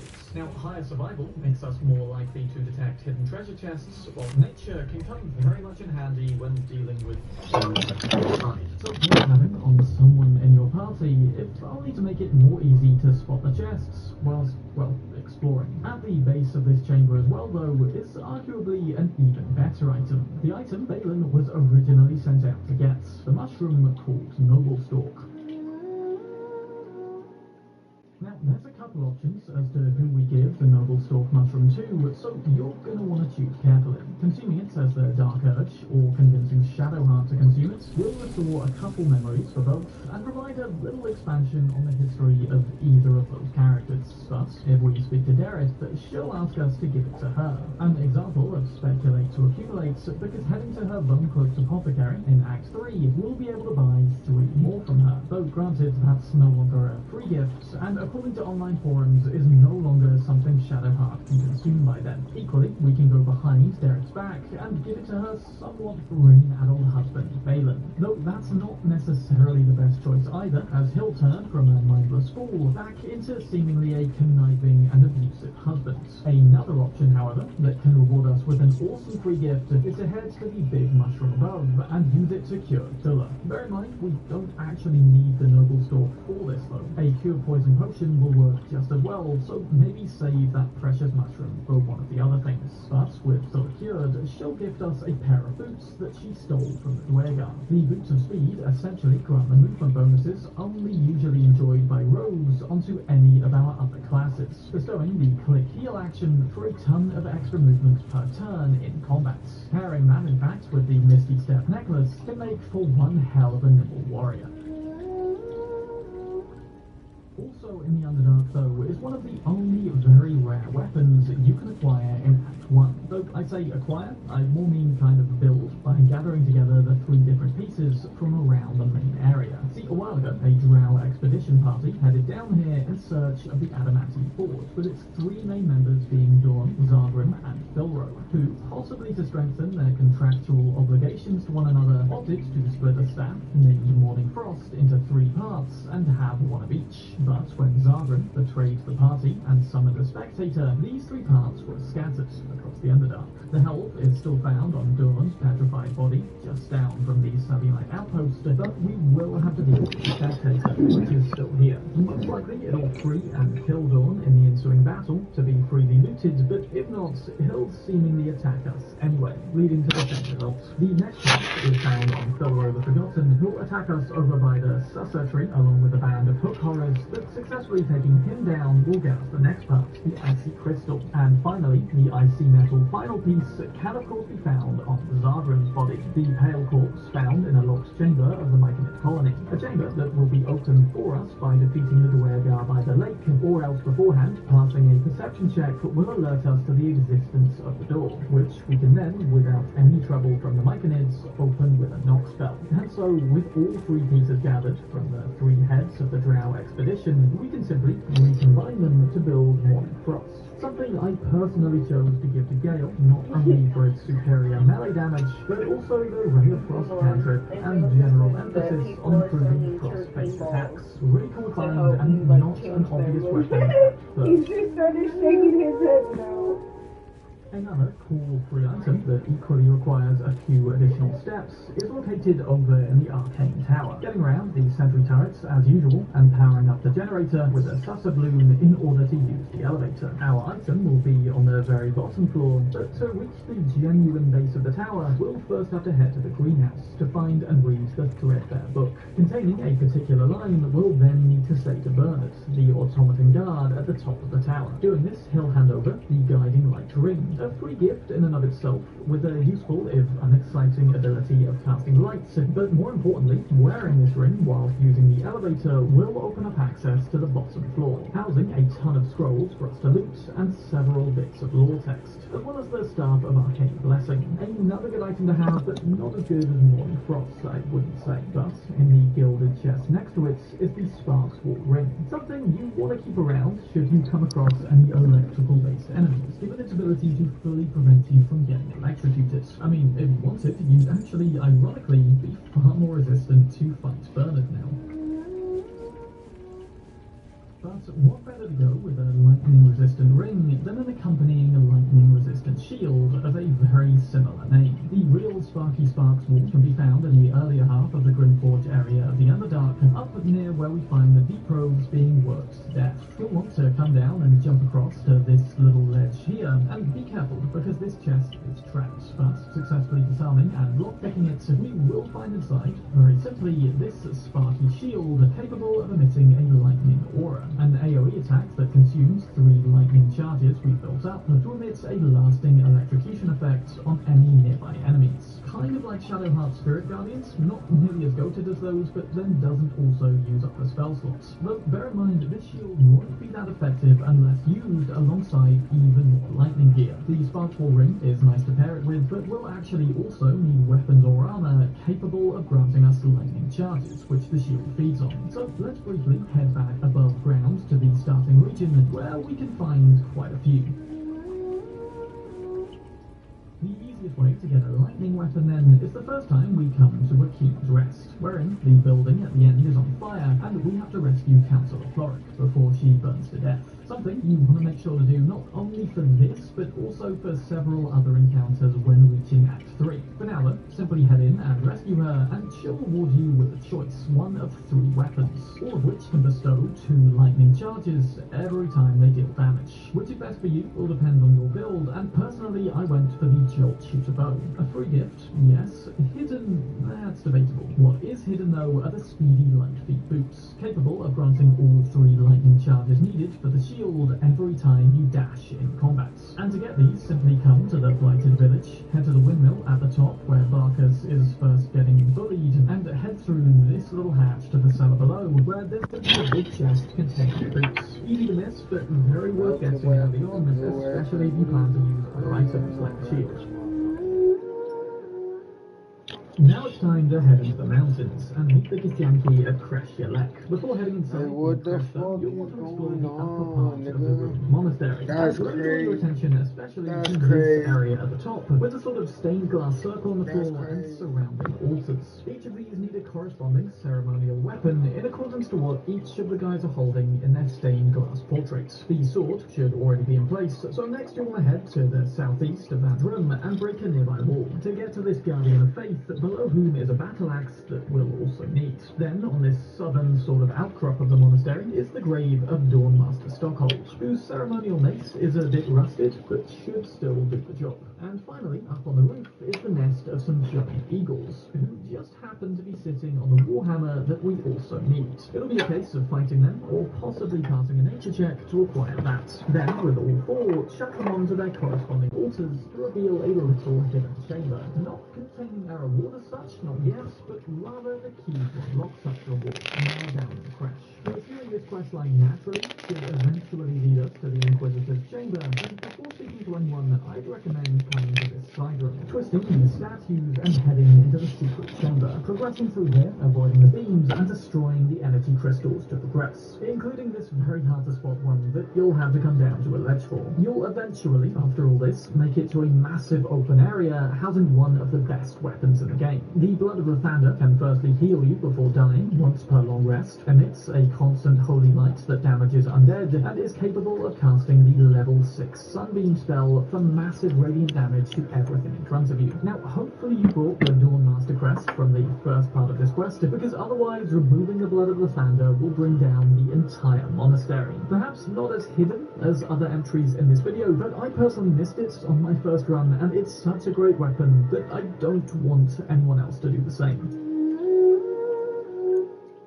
Before we leave the mountains though, there's one more thing you want to absolutely make sure to pick up. As somebody who relies on Astarion to lockpick pretty much every door in the game, he tends to be in my party a lot, simply for convenience, and thus does better for having some more fitting weapons that suit stealth well. The Knife of the Undermountain King, which seems like it formerly belongs to a Dwegar, is one such weapon. Admittedly, initially not free, sold by Ajak near Jira at the southeastern end of the Kresh, and depending on how you conclude this questline, that may very well be how it remains, in which case you will need to buy it, or perhaps with a lot of luck and speed, you can just pickpocket the thing. However, if like most, your playthrough of this part of the game ends in bloodshed, and you have to fight your way out, not a given, just a likely possibility, then of course don't forget to fight your way through this part of the Kresh, taking her down as you do so to still be able to loot the Knife of the Undermountain King. What's more, heading this way is actually the easiest way to exit the Kresh, coming straight out onto the mountainside and to safety, with a brand new weapon that has a high likelihood of landing crits, and automatically rerolls if dealing low damage. For Astarion's sneak melee attack especially, it is absolutely lethal, and I'd highly recommend.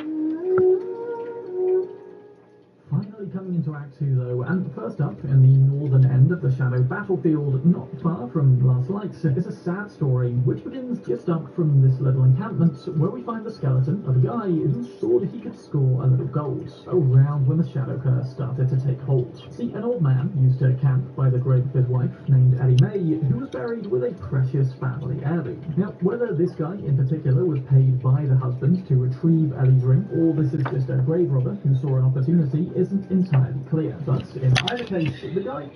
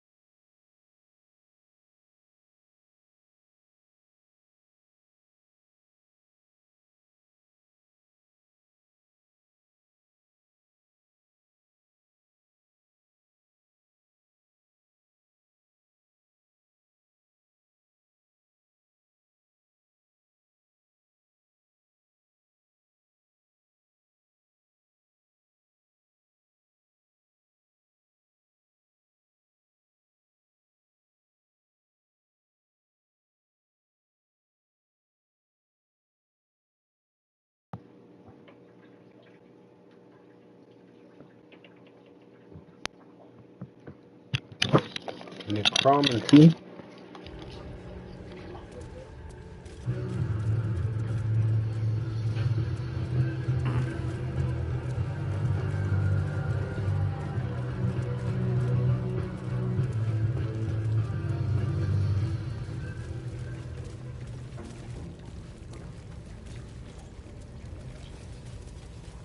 Good evening, Lord. It is I, Louis Mortis, bringing you yet another guide to Baldurs Gate 3. This time, in the heart of necromancy. Welcome to my Necronomic. After this, you too shall master the undead. We'll be going over the different classes that can fulfill and aid the necromancer role. The necromancer wizard, the spore druid, and the oathbreaker paladin. And 3 other classes that can actually fulfill this role too. And all of which that can work extremely well in a party together. Unlike my previous guides, this one will be distributed in chapters, as there's a lot to cover here. We'll be going over the necromancy spell list available in Baldurs Gate 3. We'll do an in-depth look at our most notorious spell, Animate Dead. We'll be going over each class that can wield necromancy and what unique ways they can go about it, as well as a guide on what to do in the early and mid-game, as this playstyle can be quite different than others, and you'll see why. But as for today's chapter, we'll just be going over the necromancy spell list. The timestamp is below, so you can skip to whatever's relevant to you. Let us begin then, shall we? So you wish to master the dark arts of the undead? Very well, I shall share my knowledge with you. Necromancy deals with many facets of death, manipulating the energy that animates all living things, learning to sap the life force from a creature, or even restoring that essence into another. At one point, most healing magics were considered a form of necromancy. Communing with the dead, resurrection, and animation are all forms of necromantic magic. And without a doubt, necromancy is quite powerful in Baldurs Gate 3. In comparison to D&D 5th edition anyways, and we'll go over some of those details in a moment. And while we are able to drain the life force out of foes, or inflict curses and other nasty effects, we are most notoriously known by our ability to raise undead minions. But before we dive into that, we should go over the basics of the Necromancy School of Magic, and the necromantic spells available to us in Baldurs Gate 3. For cantrips, you carry a Githyanki relic. I will have an explanation, or your head. Walk away. Now. I won't warn you again. It still does a respectable 1d8 damage, upgrading to 2d8 at level 5 and 3d8 at level 10. Lozelle thinks I have something important to her people. She's deluded, clearly. Lies. She carries an heirloom of my people. I must know why. To try and use potions to heal themselves. It will also cause undead targets to have disadvantage on their attack rolls. Even if they're immune to Incorrect. necrotic damage. Judicious bloodletting settles feuds and roots out the weak, the deceitful. Do you hear this, tribe? Our lives are at stake, and she wants us to turn on each other. No others. Just you and me.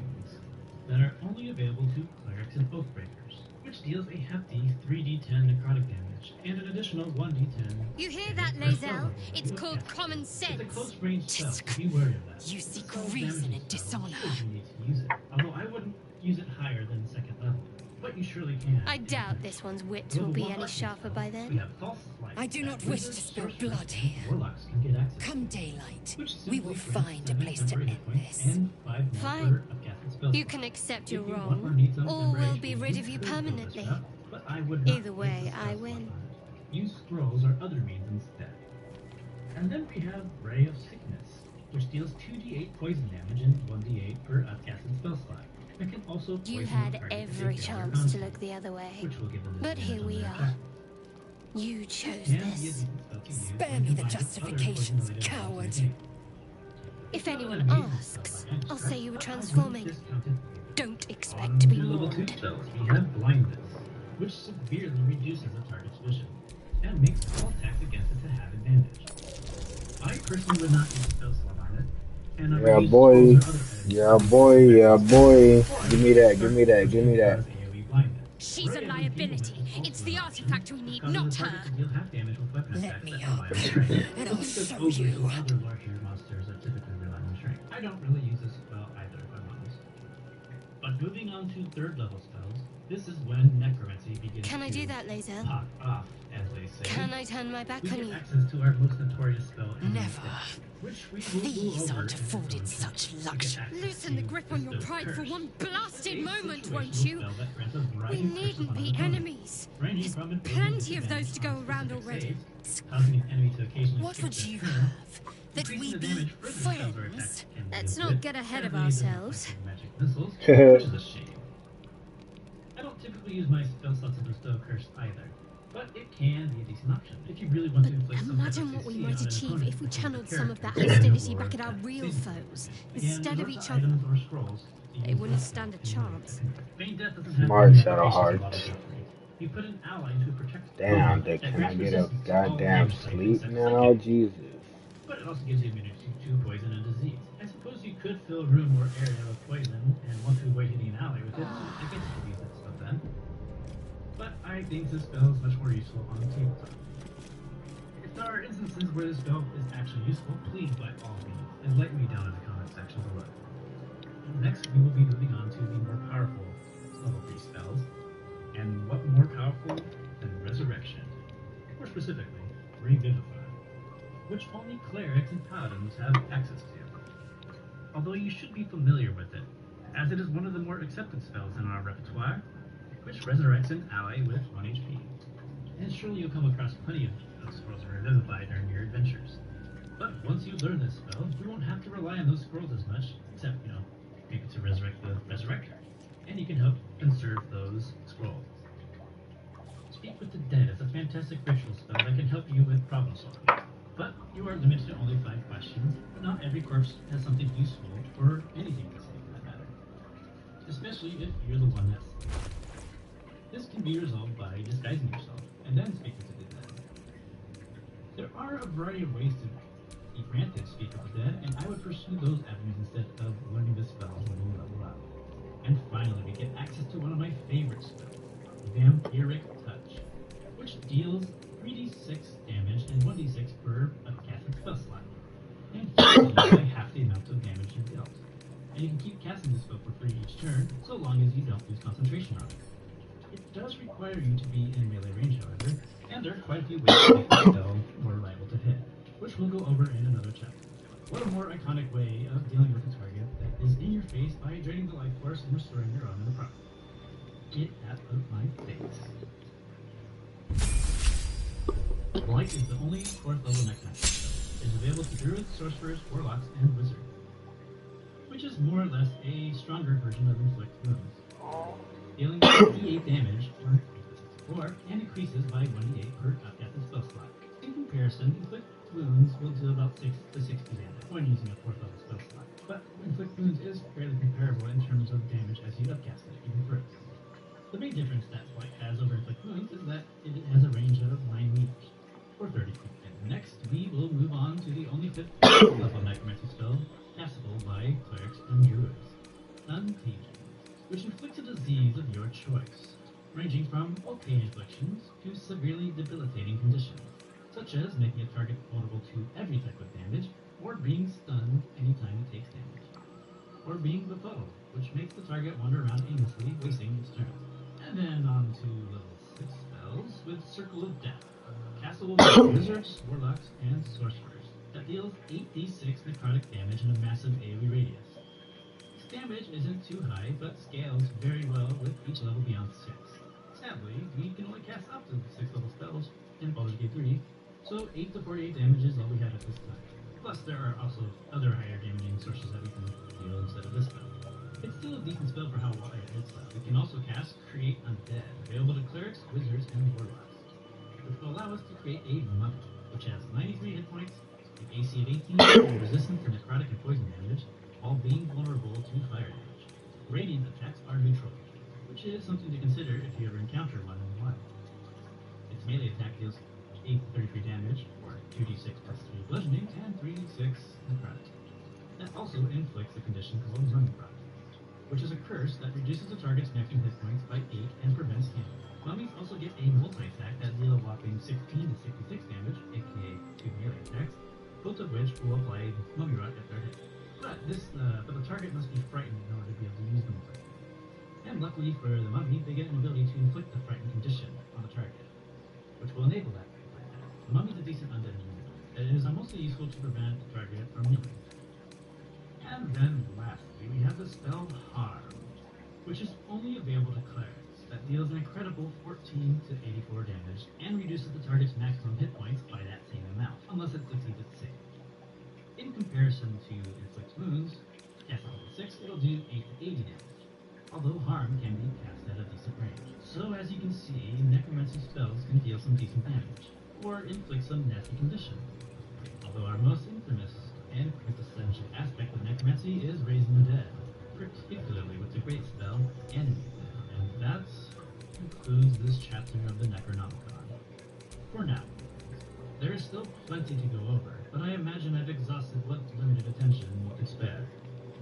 Please like, comment, and subscribe if you'd like to see more guides like these, or tell me how wrong I am regarding this spell. Either way, thank you for watching, or more likely, listening, and I hope to see you in the next chapter of the Necronomicon, and the Meeting the Dead. Farewell for now.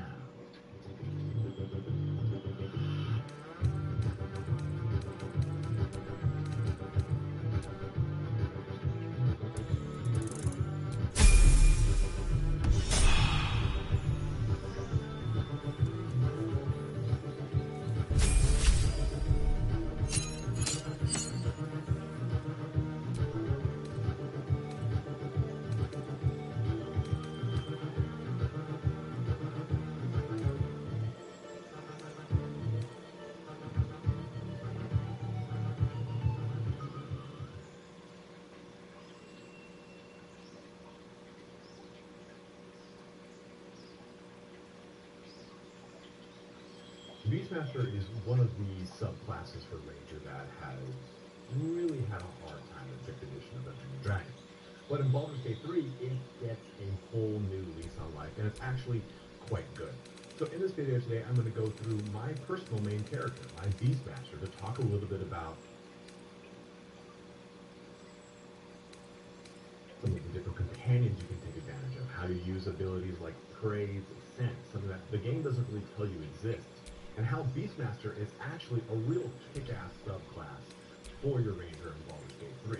Now again, if you're coming from D&D 5e, you might really be sleeping on the Ranger, so this is a way to kind of galvanize people to try the Beastmaster out if they have not yet done so.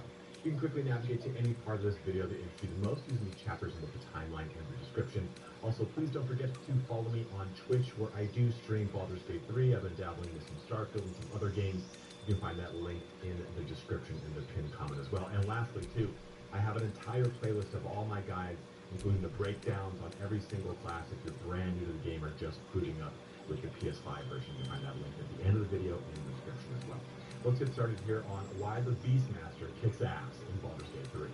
So loading into the game, we are level 3. I've gone ahead and respec'd my character, and we're going to select the subclass of Beastmaster. But there's some general information that you should know. So the Beastmaster, one of the biggest things is this ability right here, right? Ranger's Companion. Gain a Beast Companion that accompanies you on your adventures and fights alongside you. Now, this Beast Companion is summoned up, and it will last as long as it stays alive, or if you decide to rest. You can go ahead and summon a new one. Besides, this ability will recycle on a short rest. Now, there's something that you really want to make sure you take and pay attention to when you're playing a Beastmaster, and it is Hunter's Mark. Hunter's Mark does this, right? Mark a creature as your quarry to deal an additional 1 to 6 whenever you hit it with a weapon attack. If the target dies before the spell ends, you can mark a new creature without expending a spell slot. So a couple things on why this is important. A, it is a bonus action as well as being a level 1 spell slot. So it's very easy for you to cast as the ranger. And if you kill the target you're attacking, you then get a free cast of it without expending a spell slot. And that's pretty huge because at the beginning of the game you don't have a lot of spell slots. You can use this as a premium. Now keep in mind though, this is a concentration ability, meaning that you can only have one concentration spell up. At the beginning of the game, this is not going to be huge, but once you start to move into getting things like Spike Growth, which is an amazing spell, you just don't want to overlap the two. I'm going to explain why Hunter's Mark is really good in the beginning and maybe falls off towards the later portion of the game. But that's the kind of general quick information. Just go ahead and press accept. And I'm going to leave the level up screen because we're done with this conversation now for now. Let's talk a little bit more about our companions. Your companions are broken up into 5 different types of companions. You have a bear companion, which has the most health, as well as goading roar, which basically kind of acts as a taunt. You have the boar, which has probably the second most health, maybe tied with the wolf, but you have an ability called charge. And it's exactly what you would think. They charge and knock things prone. Now, the wolf here has a lunging bite. And this right here allows you to knock things prone as well. So these are just the base things that you get right at level 3. And you're going to notice that if you play Beastmaster, I won't lie to you, 3 and 4 feel kind of lackluster. I don't really know if I'm really getting the most out of this. Level 5 is where you hit a huge power curve. Now the 2 other companions are really good. Wolf Spider Companion. You summon a wolf spider that can shoot webs and poison enemies with its bite. That's really nice here. The webs will, of course, enweb them.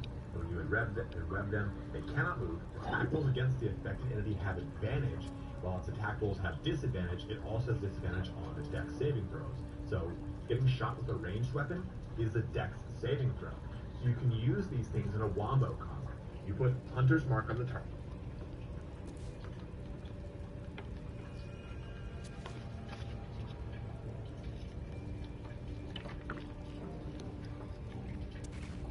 Guys, I was a little bit loud in this video, so you might want to turn your volume down a little bit. And I'll be putting chapters down below in the comments or description, so you can see.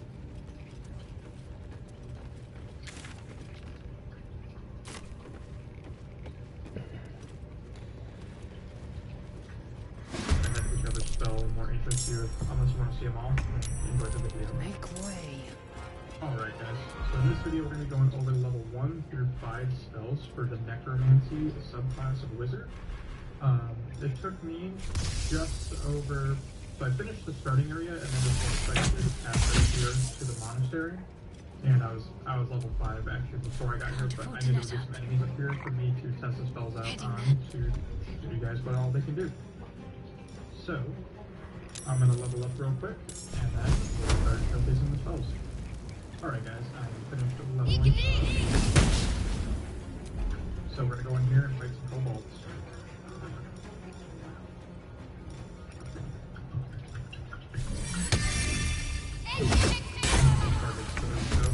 First we're going to go over False Life, which is super simple. It temporarily gives you 7 hit points. And the more you increase it, the more hit points it gives you through your level 1 through 3 spell slots, which at level 5, we've got 4 level 1 slots, 3 level 2 slots, and 2 level 3 slots. So, super simple spell. Right now I'm at 32 plus 7. So I have 7 hit points. That one. Time to push my luck again. Whatever. But, you know, it could be really useful in a battle. Then we will go over Ray of Sickness, which is also a level 1 necromancy spell, which can deal 2d8 poison damage.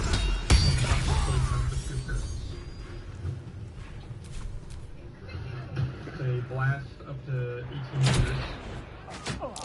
Alright guys, so I will show you again with the Ray of Sickness. I'll show you a second blast of it. So you can go up to level 1, 2, or 3 and depending when you go up 2 base is 2d8. But, you know, if I go up to this 72% chance right here, if it's 2 that'll be higher. It's just shoot the blast. Pretty simple. Kills them. Whatever. But, okay, we're going to go on Bone Shield Necromancy Cantrip, which you can get when the game starts. So it's going to deal 2 to 16 damage, range 18, attack roll. It will give them a debuff that prevents them from healing for 1 turn, and if it's an undead target, it receives disadvantage on attack rolls. I will not But it gives necrotic damage. This is a hit chance because he's sleeping, so.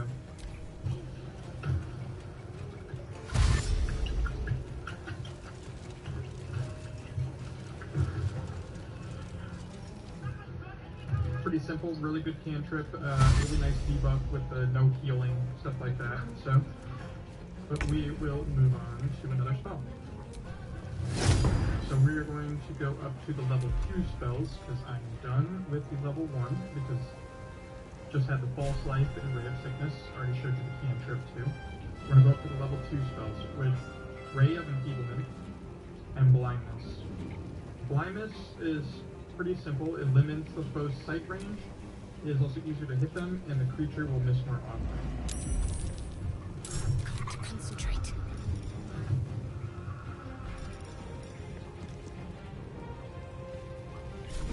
Also, as you increase the spell level with the spell, you get an additional target with this. So it can actually be really good to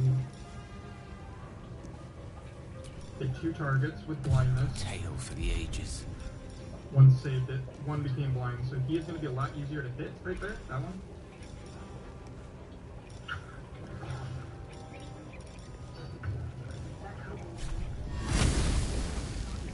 Dance macabre. Never a dull moment.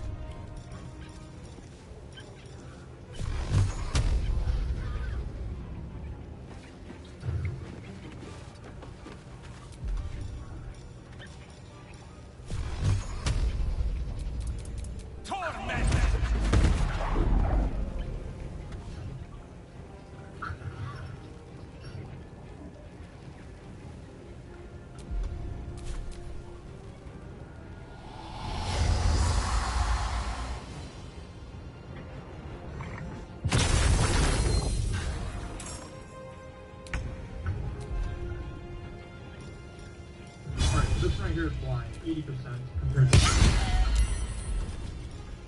Let's move here. It's fine, I'll take the hit.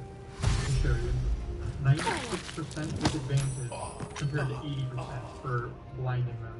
Which is, that's insane, 96% chance with advantage. So I'm not missing. One shot at the Cobalt, and he only has 9 health, but besides the point. The blindness can be a really good utility spell. It can also help with your other people in the to hit, you know, archer shots or other spells, just because it makes it easier to hit. If you're against, like, low amount of foes that might be a little bit stronger, if you get the blindness off, it's going to be harder for them to hit you. Obviously, your visit hit them harder. But, let's go on to Ray of Enfeeblement. Ray of Enfeeblement can be used as a level 1 or a level 2, or I'm sorry, a level 2 or a level 3 spell. It weakens a foe, they deal half damage with weapons and attacks using strength. When you put it up to level 2, when you put it up to level 3, casting a spell at a higher level doesn't grant any additional benefits. So it doesn't do anything extra. So it would be completely pointless to cast this at a higher level.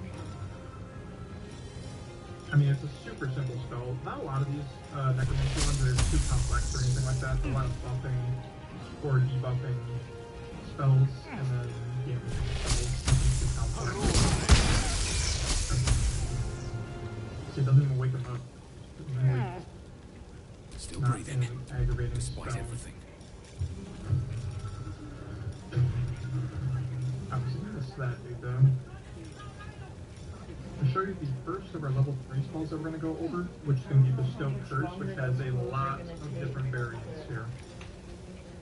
So you can either Bestow Curse, Constitution disadvantage, first creature with this touch will suffer disadvantage on Constitution.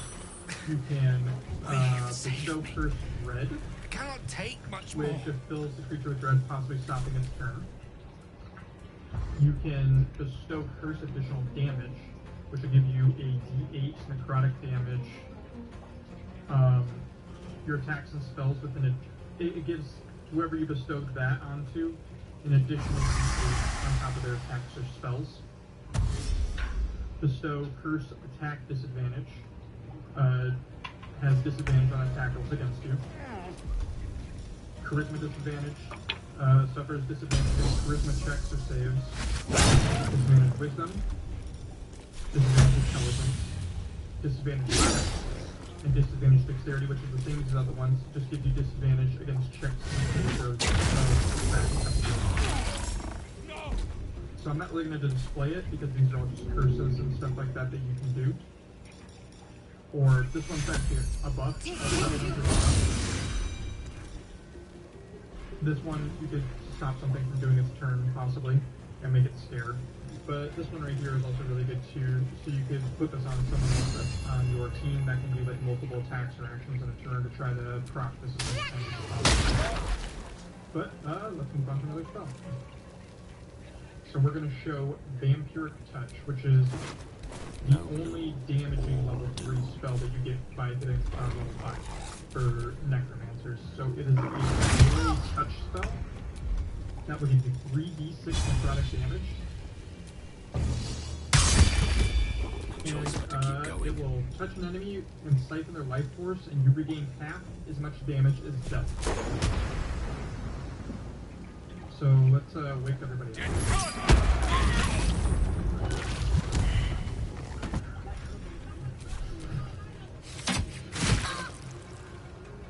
We'll let him get I mean, it's super basic. You hit them with a death, essentially. And you're going to heal. If I deal 8 damage, I'll deal 4. Not yet. If I deal 12, I'll deal 6. Super simple. Nothing too overly complicated or anything like that.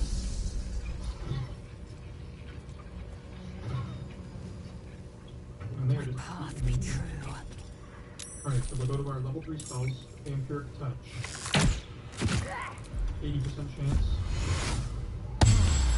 Deal 10 damage. Kill damage. No time to die.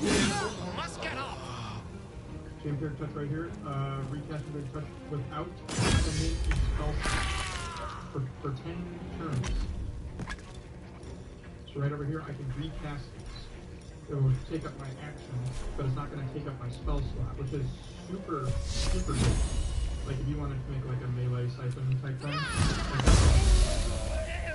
Plus your other level 3 spells, between the reanimate, which is going to be the last thing I'm going to show because it'll take a little bit longer.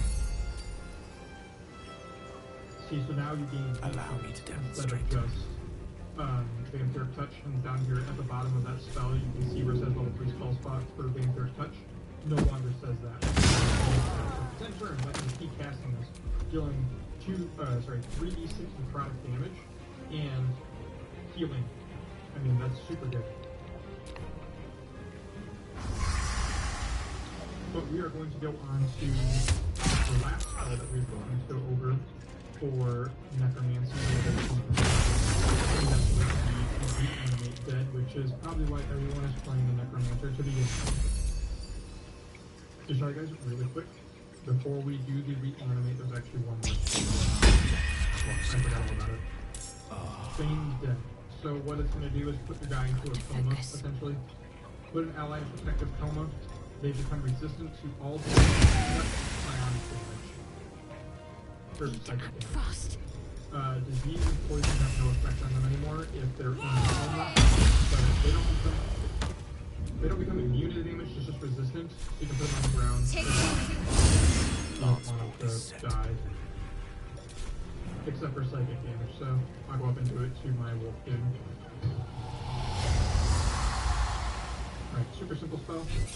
But let's show you the reanimate, which is necromancer. You're probably playing it for this. Alright, so we have reanimate dead, which is a level 3 necromancer spell. Has a 3-meter range. Must target a small or medium corpse. So you can either turn it into a zombie, or you can turn it into a skeleton. It will only recharge after a long rest. I am fury. I am death. So we'll show first, which is a range. Let's finish this. Even though that was a cobalt, it turned into a little human skeleton, so it doesn't really matter what you're hitting it on. But he's got a bow. Chances. Makeshift bow that has 1d6 plus 3 pierce and 1d10 necrotic damage.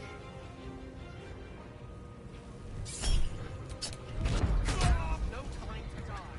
We must get up.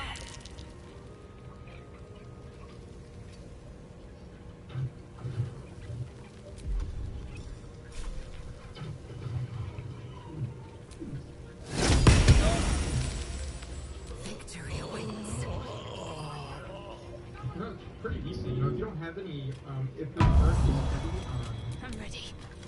melee stuff, you know, you can summon an archer here, which, you know, you saw me hit 2 of them right there. You obviously missed that guy, but it's not too bad. Let me show you some more attacks here.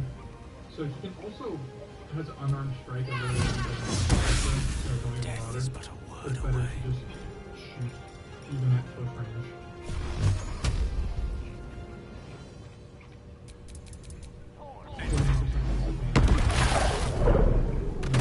Another fight. Let's go. But, you know, this does quite a bit of damage. It's actually pretty good. Got 19 hits. Not too bad. Examine him here. His poison resistance because he's undead. Damage against this is entirely nullified. Undead are vulnerable to bludgeoning damage, or not undead, but skeletons are vulnerable to bludgeoning damage, so if they have hammers or something like that, it's going to deal double damage to them. So have attack of opportunity, and Stay focused. he can't be disarmed. And here's the stats for him right here. He has plus 3 dexterity check, actually. AC of 11. Here's some other stats if you guys want to look through them. But there's all the stuff right there. He has a plus 3 dark Can't even vision catch my of breath. 12. He's undead. Can't slow down. Proficiencies with, you know, basic stuff. Minus proficiency on everything except for It's close at hand. Let's go on to the zombie. Oh, we are going to reanimate here again on this dead kobold I killed earlier. To make him into a zombie, which is a melee specialist unit. Disgusting little zombie, yeah. More HP than the skeleton, yes, 22. He only has an AC of 8 though, he has a lot lower AC, I think the skeleton had 11, if I remember right. He has plus 3 strength checks, so he's got 16 strength, which is actually pretty good, 16 constitution, which is also pretty good. Once again, completely immune to poison damage because they're undead. Let's get on with it. He also has undead fortitude. If the killing blow was a critical hit and wasn't radiant damage, this undead comes back to life with 1 health. Which is dope. If it wasn't critical and wasn't radiant damage, this undead comes back to life with 1 health.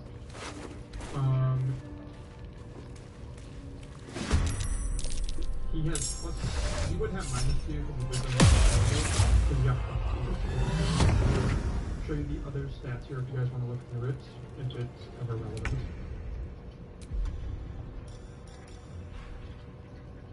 Racist zombie. He has -2 initiative though, so he is going to pretty much be going last all the time. Which is fine, I'm just going to use him as a little meat shield. Proficiency in literally nothing.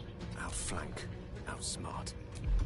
And the only thing he has plus in save throws is strength. +3 in strength throws. So, oh no, I'm sorry. He also has +3 in constitution. Everything else is a minus. Wisdom is a net 0 because of a proficiency. Well, let's go see what he can do in combat.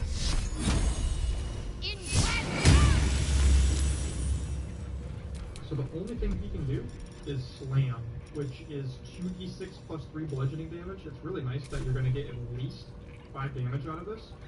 And if you hit a target with your bare fist and affects it with the crawling gnaw, so for 1 turn, I'll show you. If it doesn't kill it. Okay, it killed it. Of course it did.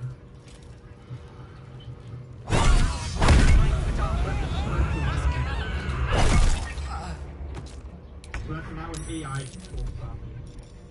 I can't control him. Which is actually super insane. So, okay, so he's a newborn zombie now, so. I like the skeleton archer a lot for if you need range damage, but like this is awesome. Like this is why we're playing a necromancer, right? Is for zombies, undead. And I can sit here and spread zombie viruses around. Like, that is insanely cool. Obviously, you got killed because you only got 10 health and there's 14 enemies in here, but...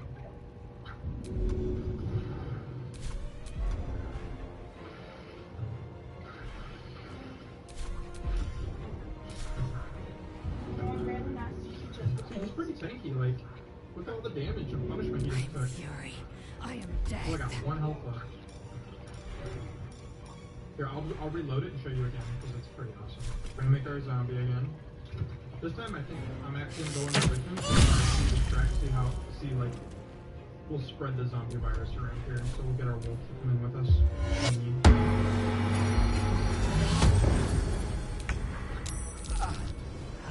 100% hit rate right here.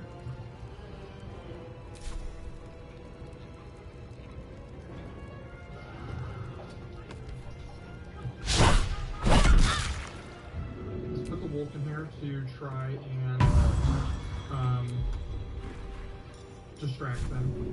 So he will also have... I will ascend. Is it because it's... Taste my fury. Because it's a newborn zombie? Battle of wits. Okay, so let's try and keep these alive here. I mean, I'm not gonna have time to do this because this is just way too awesome. We're gonna put him down to absolute kill range to spread our zombie virus a lot further. It's still the same combat perks. AI control here. I don't know why he dashed. He had a cobalt swing literally right next to him. Not really sure why he did that. A rough tempest I will raise. Yep, killed because he's stupid. Pawn to cleric 4.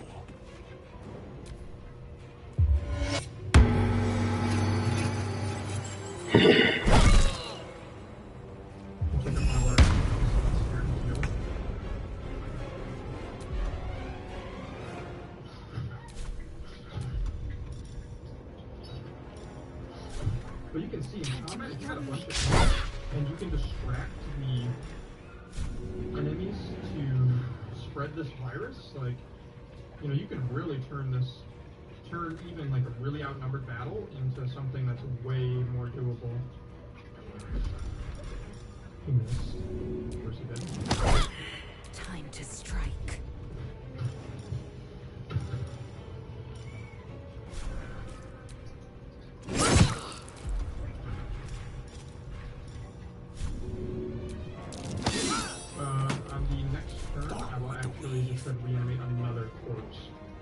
see how far. Actually, no.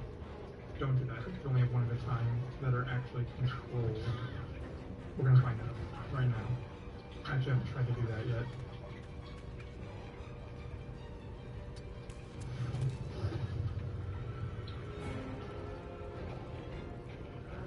May it please, Mistra.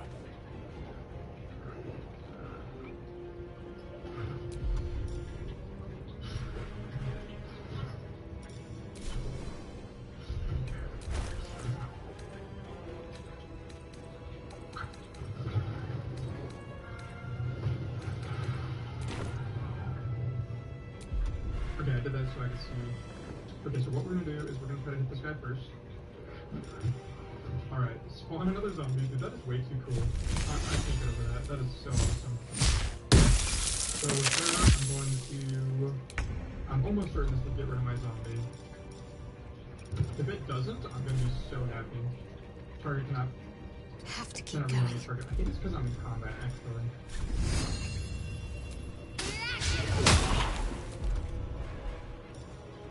Time to strike.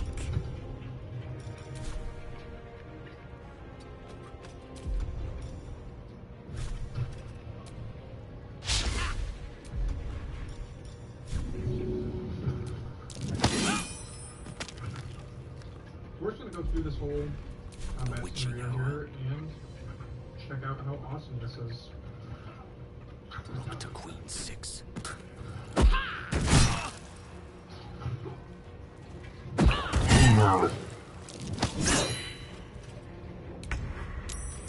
Let's see, are you gonna go and actually attack here? Let my name be known. I believe that zombie also has the same thing too. Yeah, so he can also spread it, the little AI dude.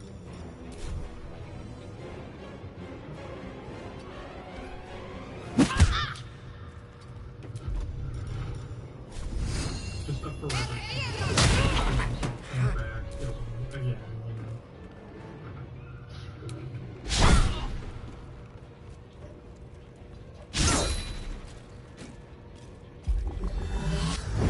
Spread our zombie virus here.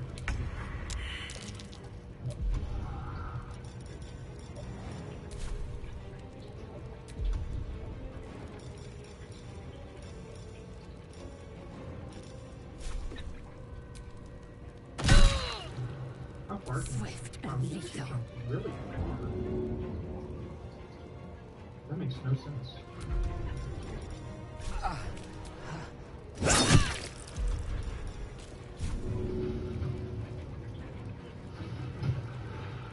Deep cleanse any poison damage. Heal. In some things it heals.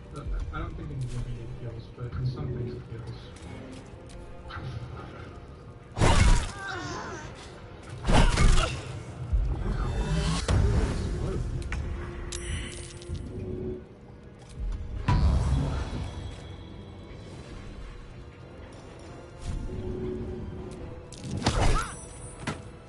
No gloom, all doom.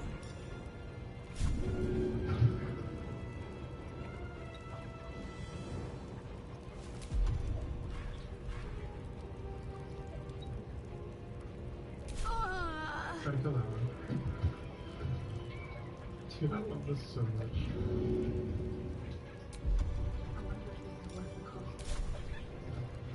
Shall be done.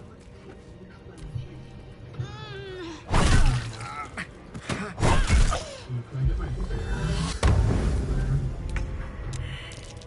So can I kill this one? Okay.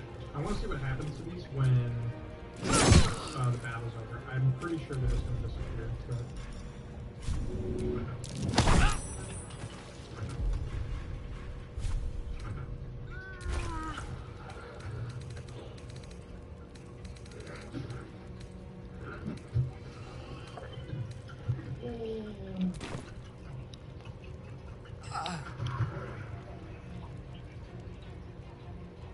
Oh my god, guys.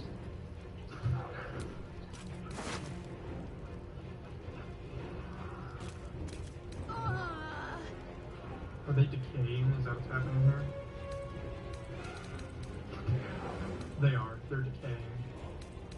So if you can hurry up and get into another battle. My original one is not decaying, but these other ones are. I think it's because they're newborn. Let's see, what is newborn zombie? Zombies from the crawling? No, cannot last. They have one attack against each turn and follow the zombie that infected them. So he's actually their leader, technically. But that is sick. That is so cool.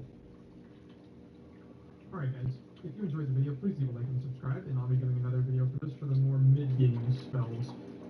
Level 5 is still a little bit down the road if you're just starting a character, but I still wanted to showcase the reanimate deck. That's what everyone's really going for when they're trying to play this type of thing. So, oh, you can also speak with undead too, or speak with dead.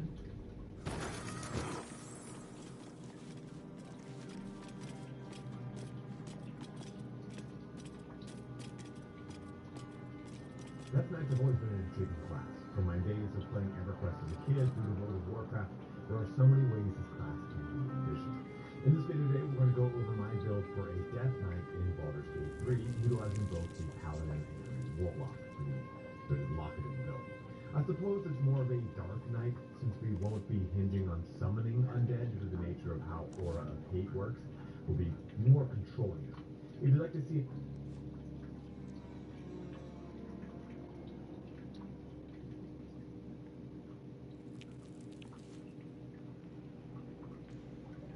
undead summoning melee hybrid build, let me know below. But if this is your first time on my channel, the way I do things here is by uploading my video so you can decide what's right for you.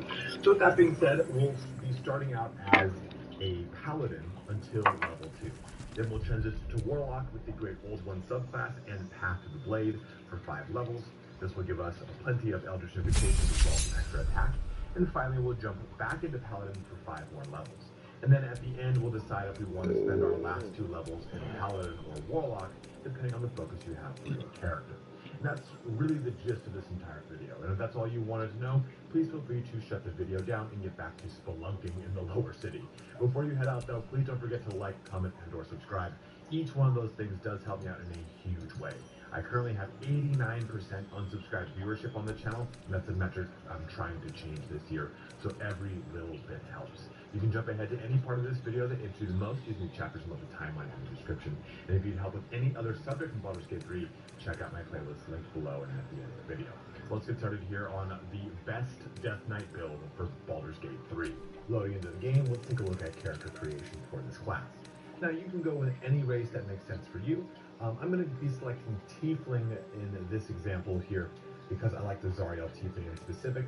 The cantrips that you'll get access to are pretty cool. You'll get Searing Smite and Branding Smite, which you'll already get as a Paladin, but it's nice just to be able to kind of remove those you always have them as cantrips, which is really cool. But some other good things, of course, you can go with any of the elves. Half-Orc is actually really good here because of Savage attacks. When you land a critical hit with a melee weapon attack, you deal extra dice of weapon damage. You'll be doing quite a bit of critting, especially with how Smite works and the reactions bound to it. So having Savage attacks online is really nice. And also just relentless endurance so that you can kind of stay active. So whenever you reach 0 hit points, you regain 1 hit point instead of coming down, which is really cool. Humans are always just a really good one too for human versatility, getting additional skill and proficiency, as well as getting a 25% increase in your character capacity. It's just always generally nice. But go with whatever works for you. And a lot of people like Dragonborn Paladins. I myself do as well. Just remember the chromatic ones are the evil ones, and the metallic ones are the good ones, from what I can remember. Now, as far as our actual, where's my guy? There he is. As far as our actual class goes, we're going to be going with Paladin first, because this gives us access to heavy armor. If we go with Warlock first and then Paladin, we don't get heavy armor, and the whole point and kind of image of this build is all around heavy armor. Now, for subclasses too, you can start with whatever you wish. If you don't want to go with Oath, you can go with, say, Oath of Vengeance. You can go with Oath of the Ancient. You can go with Oath of Devotion. I just don't really like it as much because you don't get the things that you get for Oath of Devotion as far as your spells are spells you almost always already get, or at least something similar to what you already get. Ancients and Vengeance, I feel, gives you something that is unique to that paladin that they don't get them otherwise. And I really like that generally when it comes to mobility and being able to destroy things. Background, choose whatever you wish as always. My always kind of min-max approach here is by insight and persuasion from Guild Artisan. It's just nice to kind of have those skills already taken care of so you can spend proficiencies and other points. Now for your abilities, go ahead and clear this, and we're going to do this and this. But I'm going to do a contested thing that a lot of people do not usually do. We're going to put points all the way here into Charisma at 17. Because in Act 1, what we're going to do is go and encounter the hag. I'm going to not spoil it for you, just encounter the hag.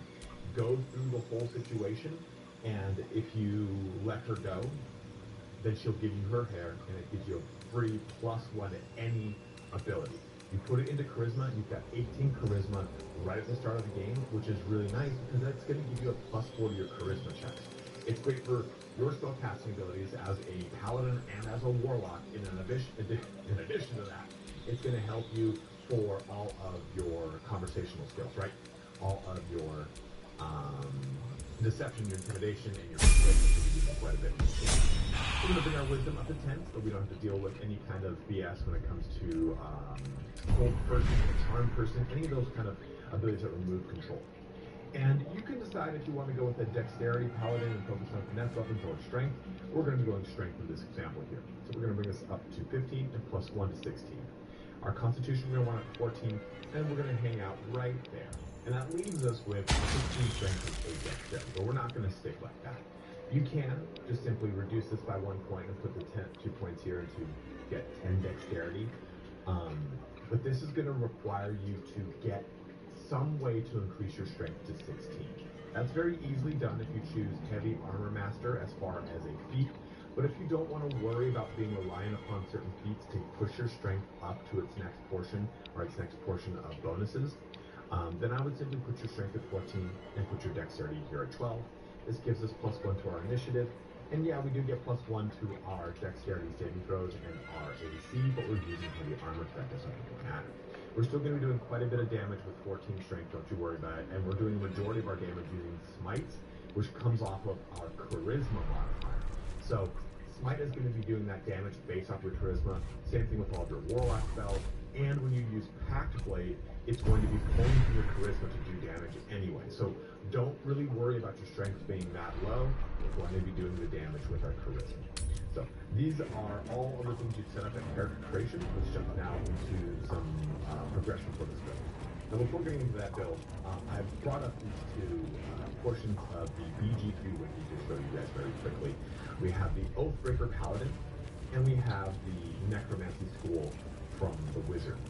And why we're choosing one over the other, or why we're not choosing these 2 in conjunction, is essentially one thing.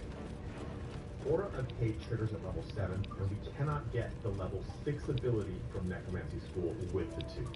Furthermore, Aura of Hate does this. You and any nearby fiends and undead gain additional damage. This does not apply to any undead in which you summon. It's a very weird bug.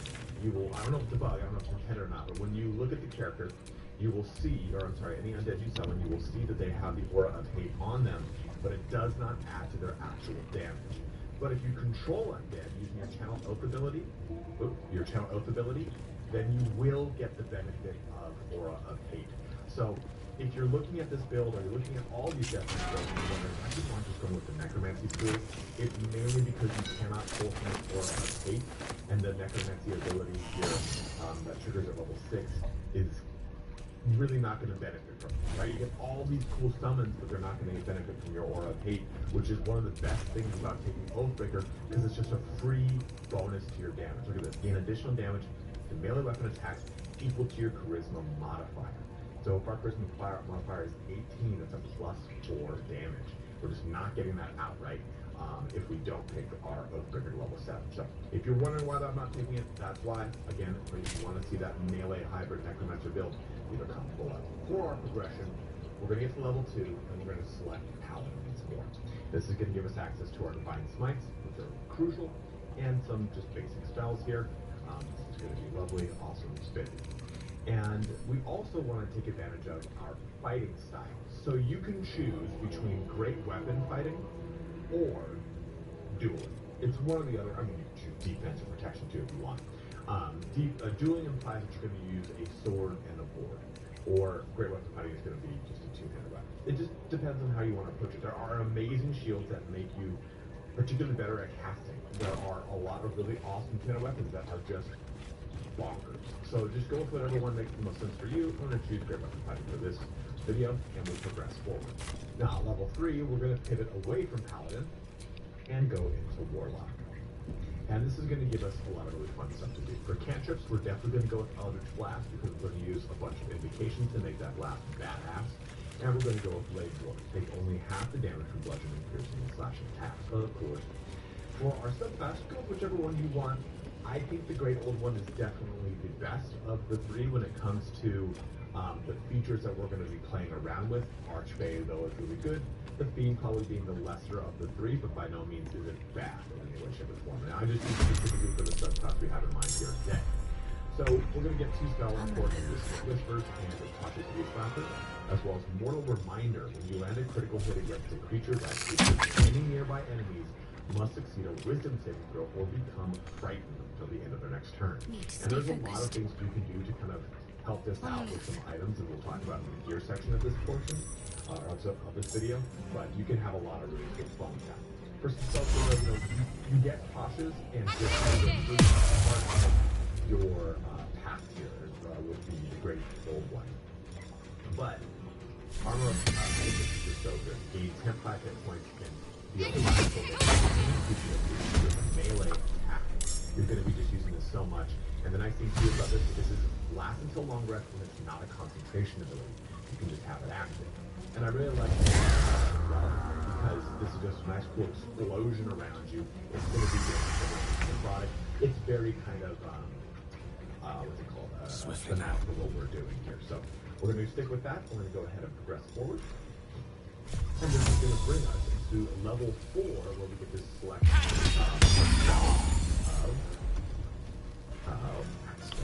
Time to push my luck again. Because this is going to basically give a disadvantage on any ability of your choosing. So you're hitting something or attacking something that's a really, really strong, maybe the boss to a certain act, and that act is, this character's really good with its strength. You hex its strength, and it's not going to have a disadvantage on all of it. Or you know what? It's a caster. We're going to hex that intelligence, and it's going to remove its ability to really reliably cast. Just keep in mind, hex is a concentration ability. You're going to have a ton of concentration abilities as a paladin, as well as a warlock when we get into what's it called? Now we'll see. Now, as far as your other certifications, we're definitely going to be going with Agonizing Blast. Add your charisma modifier to the damage it deals. Now, of course, we're going to be using tons of charisma, so we do want that on. Now, Repelling Blast is also one I really like here, because this allows you to manipulate the battlefield. You can push things around, knock them into stuff, knock them over, whatever you so wish. You have Disguise Self if you want to take advantage of any of the items that say, hey, have to be a specific race.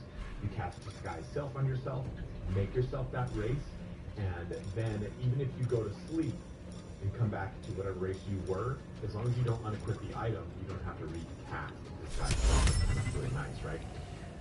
Where's the other one I was looking for? For the most part, it's pretty much, you could go with something like Fiendish Figure if you want, but Repelling Blast I think is probably just the safest best one to go here in the beginning. Now we're going to flip ourselves here to the world, where we'll choose more spells. Darkness is a really good one that you can take advantage of. Sally's really nice to kind of give yourself some ability. I really love Misty Step, but there are some spells in the game that give you to rely on this one if you don't want to. Ray of Enfeeblement kind of fits into the role of a Death Knight using your necromancy capabilities, so if you'd like to go with that, you definitely can. Just to kind of point out some pretty good ones. Old Person's always nice. I just certainly like it because it is a concentration spell. You're already kind of jammed up for strong concentration spells. Still on my I would feet. probably go with something like a Shatter, a Ray of Enfeeblement, or a reaction spell like Hellish Rebuke. So if someone hits you, you get to do damage back immediately. And I really like those capabilities. It does, of course, take up a spell. Now for our Pack Spoon, we're definitely going Pack the Blade here.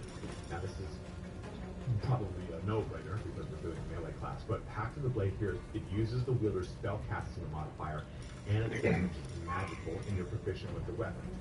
We're a paladin, so we're proficient with all weapons, but still, this is the big focus here because we have some items that can queue off of this. This is what is going to give us an extra attack in this build. Let's go ahead and accept this and push into our level 4 Warlock, where we will now have our choice of feat. So let's have a discussion. With this build,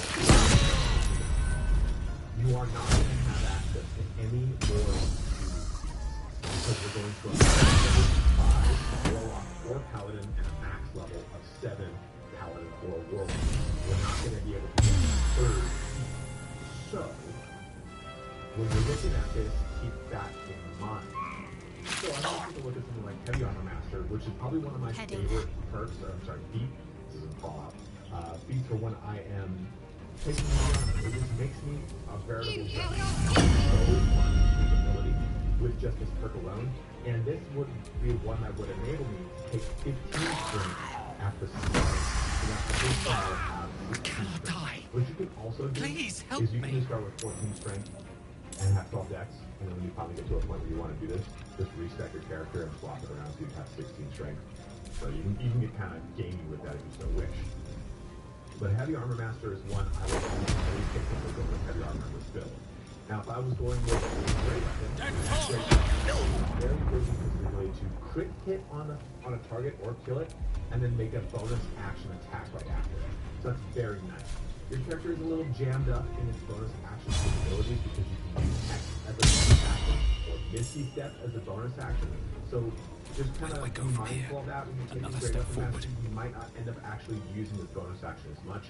The big benefit here is to be able to do 10 more damage at the cost of a tackle, which you can talk Lucky is always good. Mage Slayer is great for just trying to crack open someone's concentration if it's an enemy. I do like Athlete because you can get a strength or dex bonus, but you know, if you're prone, you can get up pretty quickly. Ability improvement is always a good one, right? This is just kind of one that everyone likes. If you decided not to do anything with the Hag and you had 15 strength here, you could put a point in the strength and a point in the charisma, and you'd have both of those in an even number if you had done that to offset of your character creation. Another big one here is Savage Attacker. When making melee weapon attacks, you roll your damage dice twice and use the highest roll. Basically, you get an damage dice. If you went with Sword and Board, go with Shield Master here. It's really nice because it's going to help to reduce the damage you take from spells that force you to do dex saving throws. Always lovely. But another really good one as well is Warcaster. You gain advantage on saving throws to maintain concentration on the spell, and you will be casting spells with concentration throughout the entirety of the game as both a Warlock and a Paladin. And also you can use reaction to cast Shock and Grasp.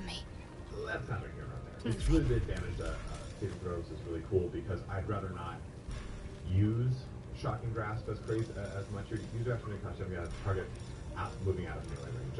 I'd rather just use my weapon, to be honest, because I'm a melee character. So, go if it makes sense for you. I'm going to just choose Heavy Armor Master for this character in this video right now. There we go. And then let's go to our spells here. Lance board is set. I'll shoot Darkness, because it's always good to blind the whole blanket of things. And cantrips, we can go with whatever. You know, Friendship is really good for friends. If you don't already have this, it's always really good. If you want to stick really heavily with the Death Knight capabilities, or Death Knight theme, go with bonus. Because you're, they have undead target receive disadvantage on attack rolls. Always spicy. Now it's time for our final level, is Warlock. And this is where we're going to get one of my favorite spells, the Warlock is Hunger of Haddock. So creatures within this black sphere are blinded and take damage at the end of their turn and at the start of their turn. Creatures starting their turn in the area take 12 cold damage, and creatures ending their turn take acid damage. Take area. They have to take acid damage. And it's difficult terrain, so they move super slow. It is a concentration ability, so keep that in mind, but it's just so strong. It's such a great way to just lock down everything around you. It's you can also go with flight. You can have your character fly around, and that's also badass. And the counter spell is very good as well. So keep in mind with the Warlock. There's a imagine that corpse brimming with potent magic. From maybe Hunger of Hadar into counterspell. So maybe you do go ahead and swap those things out. As you get further into the game, you're like, you know what? Hunger of Hadar is useful. It's just not as strong to me anymore. I'd rather have counterspell. Go ahead and respec. It costs you 100 gold. Go do it real quickly. But another one I want to point out, if you are playing a Death Knight build, is Vampiric Touch. Very nice here. Touch an enemy to siphon their life force and regain half as many hit for 10 turns. You can use Vampiric Touch again without expending an additional spell. So it has a really cool kind of exploding effect. And there are a lot of abilities or armor pieces that will say, hey, if you get something cast a spell in melee, get benefit. So this can really trigger a lot of fun stuff. And lastly, we have final other certifications. And these have things like the Still Curse, and now so just again, go with whatever here kind of fits. The big ones were Agonizing Blast and Repelling Blast. But you can go here with, Thief of 5 Fates, and for long rest you can cast Bane using your Warlock spell slot. Bane targets other 2 characters. It's not as crazy or as great, but I'll just go with Mask of Many Faces so I can play around with some of the items that say, hey, this is Warlock only for Gith Yankee or whatever it is. Now we push on. We're into Paladin level 3, and we're going to choose some spells here. I'm going to go ahead and swap off some of these all real quick, just to kind of go through all of them. Searing Smite is great, and so is Branding Smite. It just depends on if you chose playing as a tiefling or not. If you did, just use your version of it. Bless is always a great one to have. Keep in mind, though, it is a concentration capability. Using stuff like Thunderous Smite is cool because it's a bonus action, and it is a primary action, but it is not a concentration ability. Whereas some of these, like Searing Smite, are concentration abilities. So keep those things in mind. Protection from Good and Evil is always really good because it's going to give you turn can be charmed, frightened, or possessed. Like Elementals, Celestials, Fays, Fiends, and the Dead. Aberrations as well. You're going to deal with all of those in spades. Shield of Faith is nice. It's a concentration ability yet again, but it does give you a nice flat increase to your armor class by 2. Very good. Command can be really good if you don't already have a cleric that can use it or any of the other characters that would. Whatever Wrathful Smite is another fun one that can also cause fear, and fear is something we can use a lot. And I'm going to go through the Oathbreaker ability towards the end of this. I just want to push us through to level 5 Paladin. So here we're going to get more lay on hands charges. We're going to choose Zara. I'm going to go ahead and choose Great Weapon Master just because the character I created in this video. Lastly, we have level 5 Paladin, which gives us our final attack. So what we got with Warlock 5 that I did not go over because I'm done. Should be over here in this portion. Dull moment. Aha, Deepen Pack. So level 5 Warlock, we get this. So Blade Pack holders gain an extra attack with their weapon. This Deepen Pack capability is going to stack with this extra attack capability of Warlock. Of Paladin. So with our sword, we're going to get 3 attacks per 1 action of doing melee. 1 for the primary action, 2 for the extra attack, 3 for the Deepen Pack extra attack. It is disgusting. It's why this build is all over YouTube, is being able to take advantage of both of these things. And then for our spells, you got great ignore that because we're going to get new ones in a little bit. But for our level 2 spells, I'm going to drop Heroism here and Find Favor. We can get Magic Weapon, which I actually really like. I think it's very kind of normal, but very fun. The weapon becomes magical, receiving +1 bonus attack and damage rolls. It's just a vanilla way to swap up your weapon. Step carefully. Branding Smite, if There's you a do trap. not choose Tiefling, this is really nice because things can't become visible. It's quite a bit more radiant damage than on top of the radiant damage all really going to do. Yeah, keep in mind, it's a concentration ability. And lastly, I do really like Protection from Poison. Because it lasts until long rest, gains advantage when saving throws against poison. It's always kind of nice if you're going to come into a lot of poison BS in the game. So this is where we can have a bit of a bifurcation between choosing between Paladin or Warlock. Thanks so for talk about that right now. Choosing to go to level 7 Paladin is what I'm going to do for this video. It's because I want my Paladin to get the aura of Hate from Oathbreaker, which enables us to get our charisma bonus into our damage. That's what I want to do. Now that's because I'm choosing a melee-centric Death Knight build. You can choose a casting-centric Death Knight build, or at least a build that pulls more out of the Warlock capabilities by going one more level here into Warlock, which is going to give us Entropic Ward, which is actually a melee capability. As a reaction, you can impose disadvantage on an attack roll against you. If the attack misses, you gain advantage on your next attack roll against your attacker for 1 turn. That's actually really sick, especially with the amount of attacks that come out of us. That can be a disgusting amount of attacks. You pop a Potion of Heroism, and you have advantage on 6 attacks to the face, not counting for as many of the ones that you're going to use Divine Smite on. So it's a really, really great ability. Don't sleep on it. But the big reason I'm pushing Warlock to level 7 is that our Warlock spells go from level 3 to level 4. And keep in mind, 2 Warlock spell slots replenish on a short rest. So if you do want to go with more of a casting Warlocky type of Death Knight, just push your Warlock on up to level 7. But me personally, I'm going to be going to level 7 with our Paladin. For level 6 here, this would give us Aura of Protection if we're going to push one more level up here into level 7. Now, I'm going to go break the character, and I'm going to show you what happens once we actually take this character and put him into Oathbreaker.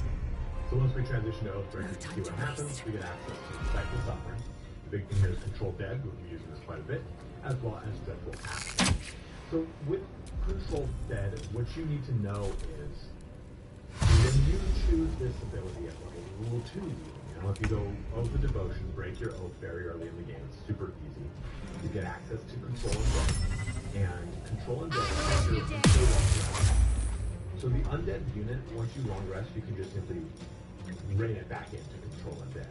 It does have to be, I believe, it must be lower than yours. So basically you can have a pet undead that you bring along with you throughout the majority of the game. It might die, it might not. Unfortunately, Control Undead is the only way to take advantage of the aura of hate that we But it's worth noting still that once you get into Act 3, you can take advantage of some really, really strong undead. There are undead all throughout the majority of Act 2. You'll encounter undead at the very beginning of Act 1 when you go to Wither's Stone. There's always ways you get access to them, but unfortunately you cannot summon them reliably with this build to get bonuses from Aura of Hate. There's plenty of other ways we can summon them. Better give this a try. But just to kind of illustrate why we selected Control Undead as our primary source of undead and why we've been power buffing them. Into there, Hellish Rebuke. So if you chose this as a Warlock spell, you don't need it because you have it as an Oath spell, but I did want to say it is a really good Warlock spell nonetheless. Inflict Wounds, into Crown of Madness, and into Darkness. Again, we already have this spell because of our Warlock capabilities, so don't select it if you decide to 100% go with Warlock. Just keep those things in mind. Then at level 7 we would have Aura of Hate here, but because I am just going through the game as slow as humanly possible, I don't have access to a level 12 character because I'm the worst grid of all time. But you would see Aura of Hate here, which would increase you and your this is worth the allied cost. fiends and undead, their attack damage by your charisma. Plus 3, plus 3 damage at all times. And any fiends that are summoned up to maybe summoned by our ally, any undead that are under that Control Undead, or any kind of family undead for any reason, will get this bonus to their attack damage. So that is our Oathbreaker and how it spices into the character. Now as far as the gear goes for this kind of combination, we're going to take a look at the weapons first. And you have a lot of really good weapons you can take advantage of with this character. I mean, you can go right early in the very beginning of the game and get the Blood of Lathander. That is that legendary mace that we talked about before. That is a one-handed weapon, not a two-handed weapon, but it's got a lot of really great capabilities. It heals you, it sheds light on things. It uses Sunbeam, it's got weapon enchantment plus 3.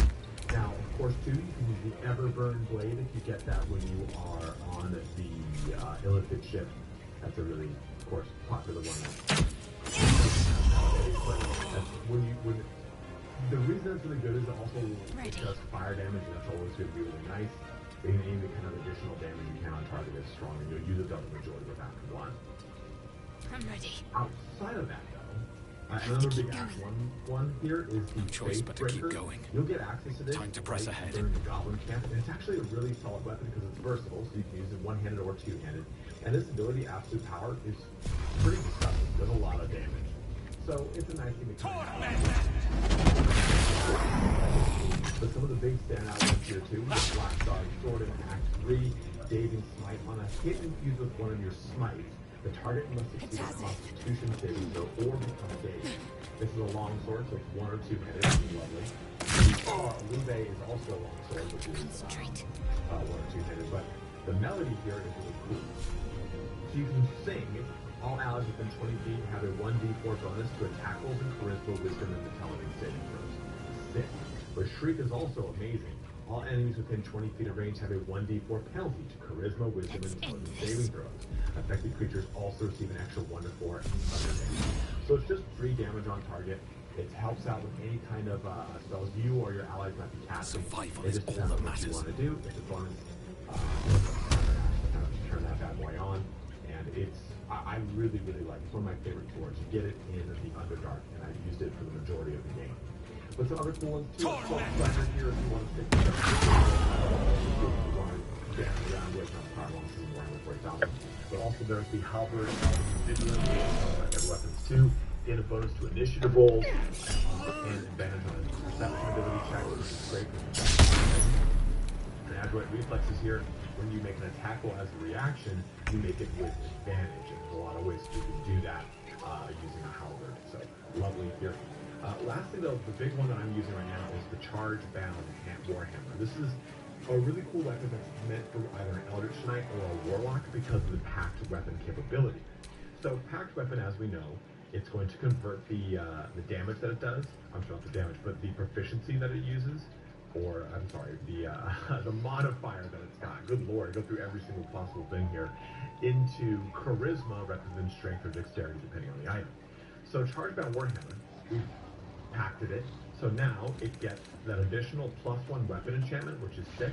It turns on this weapon deals an additional 1 to 6 lightning damage, and this weapon has a +1 bonus to attack damage and attack rolls. Because these magical powers only kick in if you've pack bladed it. So, this thing actually turns into, it says 7 to 21, but try not to look at those numbers when you look at these items. Look down here. 17 to 31 damage with some lightning damage coming out of this, and then we can just use Divine Smites and have a whole hell of a lot of fun because it's added into that Divine Smite. So you can see how that's a lot of fun.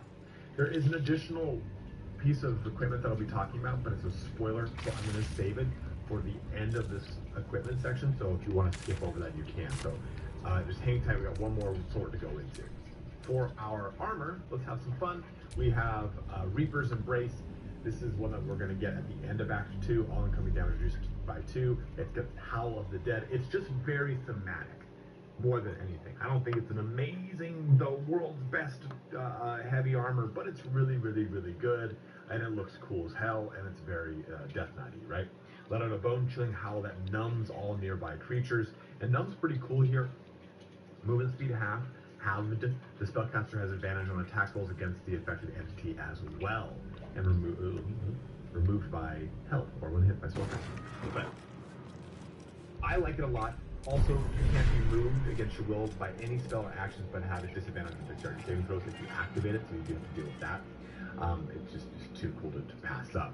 As far as some of the other items I'm wearing here, we have Gloves of Heroism. You'll get in Act 1. When you use your Channel Oath spells, remember that it's going to be you gain heroism. So just a free heroism here.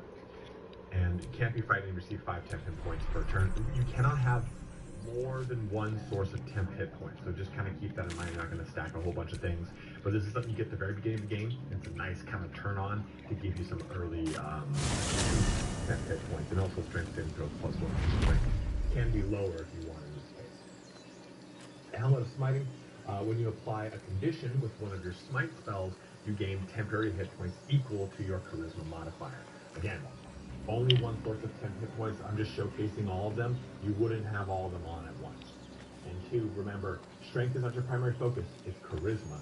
You have your strength here just to kind of, if you need to fall back on it or whatever needs to happen for strength rolls or whatever, it's there. But Your primary damage comes out of your charisma and your charisma modifier, and that's where you get a nice benefit here, is that you're getting that charisma modifier as 10 hit points, and constitution saving throws are increased by 1, so any concentration rolls you make.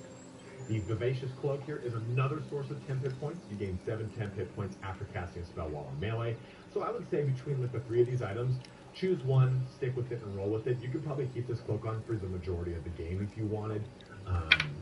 A lot of these you're going to get in the early portion of the game, and they will fall out of usefulness. Just trying to showcase them. I like the Blackguard's Greed, which you get in Act 3 as well, because this game you get Long Strider on your character, so if you're not a ranger or not have access to Long Strider, it's nice just to have it, because Long Strider gives you an extra 10 feet of movement, and So, athletics plus have 1. we buried the hatchet, That's Loza? what helps with all those shoves that you're doing. Why would I bury a weapon? Is it broken? Which just gives us advantage on wisdom saving throws, as It's well a as metaphor. shield, which is a reaction, which is free HP. I do not know your metaphor, but if you need help digging, I Killing will Sweetheart find a is an shovel. absolute must. When you kill a creature, your next attack roll will be a crit hit. Once spent, this effect refreshes after a long rest.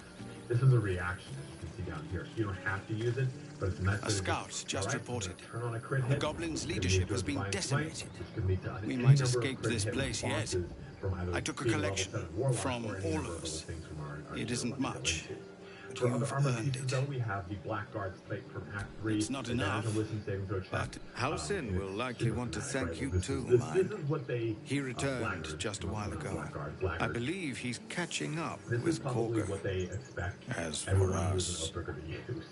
We no also have the armies at our adamantine scale heels. nail, but think of this as Amazing. a heavy armor version. We can which will finally increase your incoming leave. damage, reduce your But incoming perhaps we damage need by not 2 speak of levels. farewells.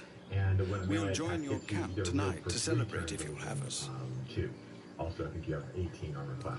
And our attackers can't land crit hits on the way. This is the end of Act 1, so it's quite good, quite early. As far as helmets go, we have the blade held up helmet, one of my favorites. It's just a really solid one. Constitution saving throws and helps out with those saving throws against spells. No, there's collectors in the city. Really easy to get. They'll pay good coin for it, I Too. swear. Think about that. Circle of Fine, Bones, but you're carrying it. quite I'm glad you good. didn't die. And I really, No discounts, really like it, just depending on the route you're taking, and maybe makes more Finally. sense for that necromancer I was talking about.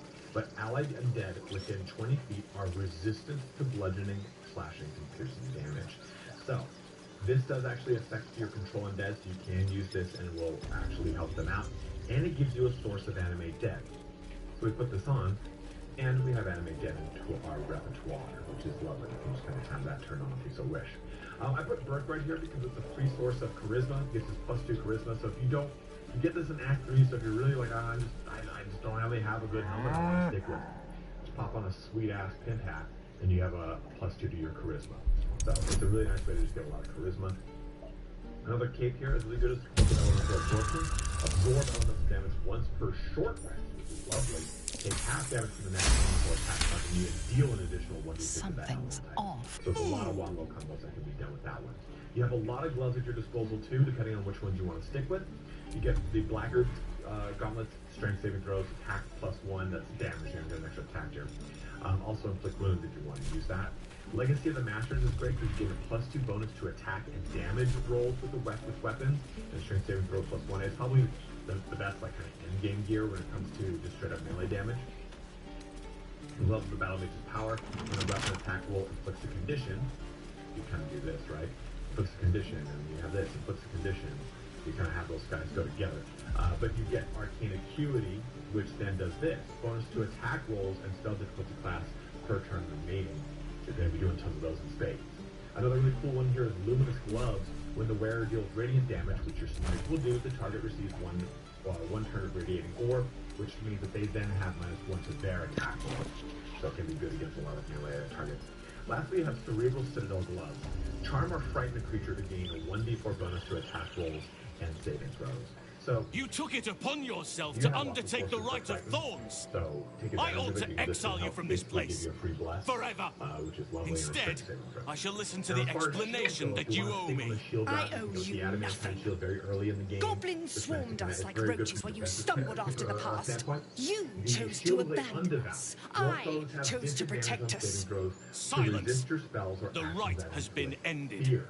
Remember, I will your allow you to crit stay, strikes but inflict consider yourself fear. a novice Do you have a thing anew. that shows the thingy? You have forgotten the ways of the druids, our place in the natural order. You shall learn it all once again, right here. Backslide, and nature's fury will crush you. That creature and As any you nearby wish, enemies must succeed Master with wisdom saving Halcyon. throw or become frightened. So this will wombo combo with it, right? So they now have disadvantage on that saving throw to resist your spells or actions that inflict fear, which you can help out with this, which is then going to give you basically a free bless. So there's just a lot of really cool ways you can take that. She shows great insolence, and really have a lot of but fun with it. time As will far as humble the her. other rings and their equipment you can go into, And the Ring of grove the still Exalted needs Marrow, her. it just fits the overall. You will soon think of what see we're going why. with, subjugate the undead with your But command enough of that for and now. Ghoulish touch. I owe you my It's just thanks. kind of fits the Death Knight. The I'm grove not saying it's stands. like, oh, this is Nature really good. prevails. Just think it's cool. I owe you my thanks. And an introduction. And if you want to really min-max I am Halcyon, first druid of the Emerald Grove. And I sense you have a problem you seek my help with. Lastly, we have the disintegrating Night Stalkers, Good. which is you Misty Step as well as not. And Gravity is single point snare. And one last item I do want to showcase before we go forward is the Diadem of Arcane Synergy. I actually don't have it. It's on the mountain path. But this synergetic moment, when you inflict a condition, gain Arcane Synergy for 2 rounds. Arcane Synergy enables you to add your spellcasting modifier to your weapon damage roll. It further compounds the amount of damage you can do with your smite by just adding way more charisma damage on the target. It's really, really, really good, but it does take up a helmet slot. There is a ring counterpart to this, which does the same thing if you do damage with cantrips. So if you do any kind of Eldritch Blast or anything like that, that will work just as well. It's just kind of keep in mind, you just have to deal damage with a cantrip first, and then you get the Arcane Synergy. And it does last for 2 turns. Let's jump over to our last 2 items, which are spoiler items. Do not go ahead if you do not want to be spoiled about something that happens in Act 3. If you jumped ahead to this point and you don't know it, it's a spoiler. Stop now if you have not gotten to this point in Act 3, or maybe if you haven't completed the game, just be careful, you might learn something you didn't want to learn. Let's look at it. It's this helmet. It's my favorite thing. I didn't know this was in the game, but when I saw it, I got it in the game. So it's Sarabok Horn.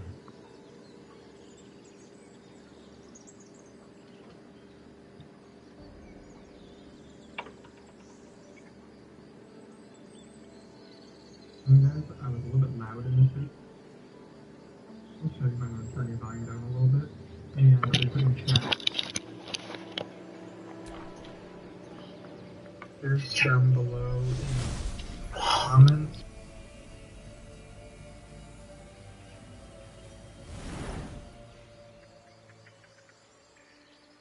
It's true. I can feel it right now.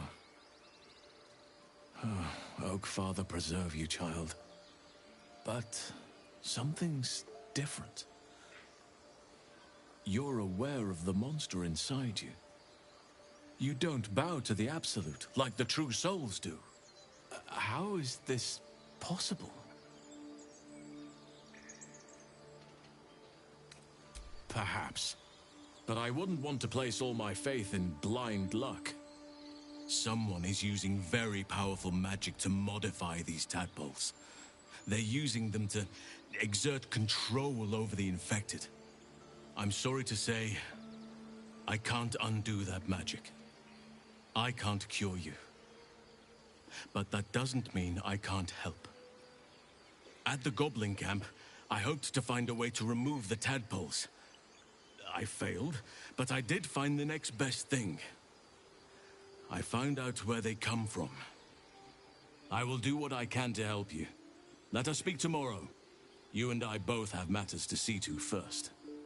As for what you've done for the Grove, speak to Wrath. He will see to your reward.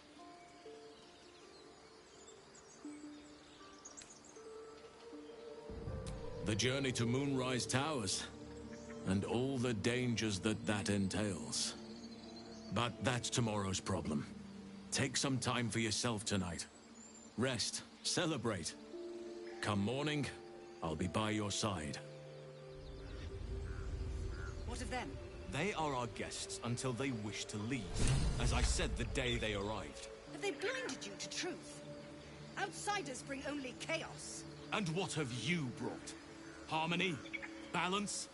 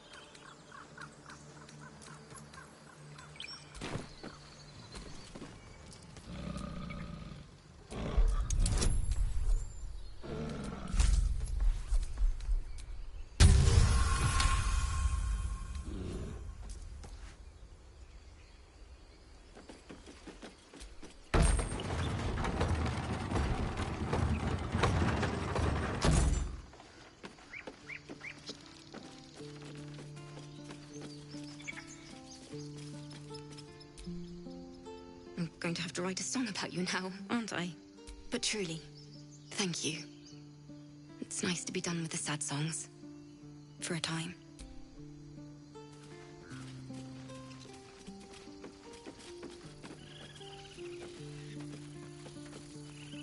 Remember, stay near the center of the group, all right? No wandering off. Keep sharp until we're standing on cobbles in Baldurs Gate. Sharp as a razor.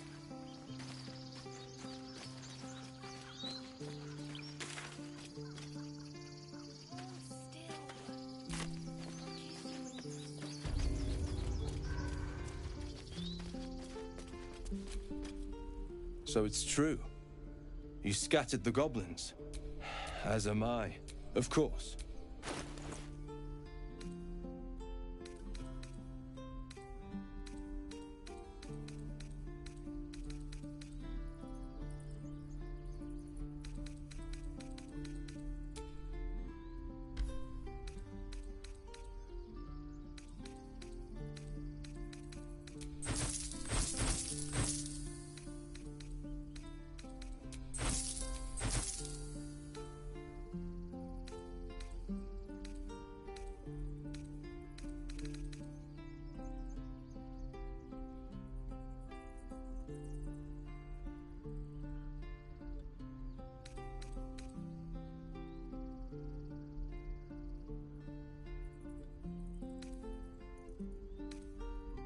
May you keep...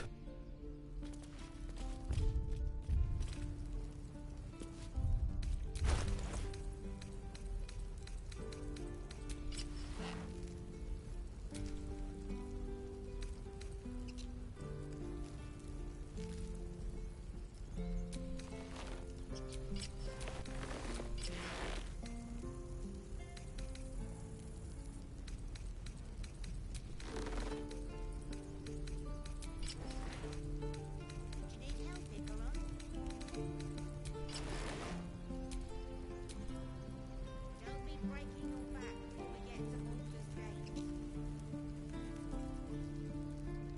Don't I know it? And there's 2 more boxes after this one.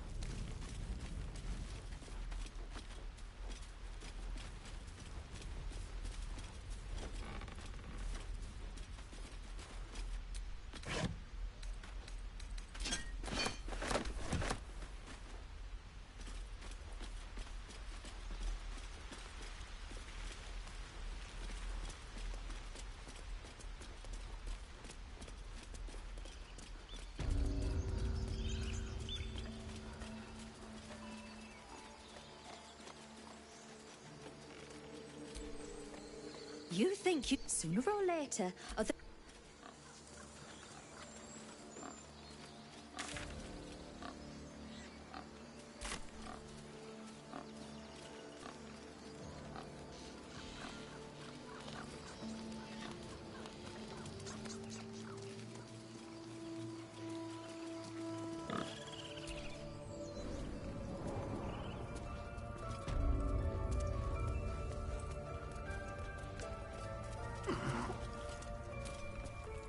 You done it. No. Thanks is not enough. Maesylf, I cannot imagine taking on a camp full of goblins was a simple task. As am I. Let me show you on your map where you can find the cache. Take this rune. You'll need it. Place it among the pedestals inside our library. When the wolf glows brightest, everything in the vault below will be yours.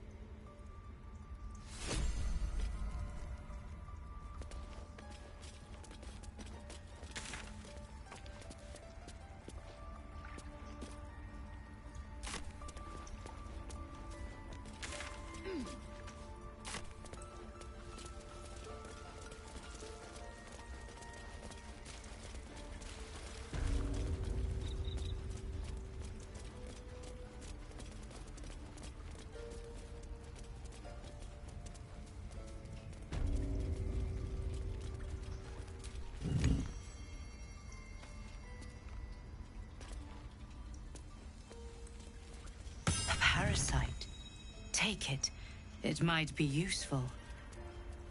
It's broken, but not too badly.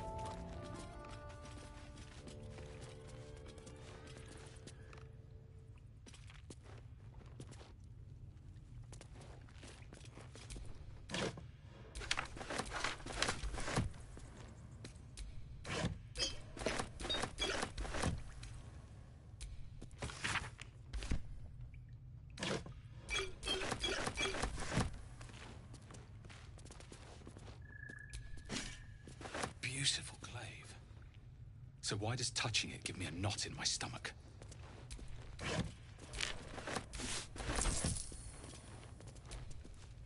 I'll say one thing for our troupe. We're not short on drama.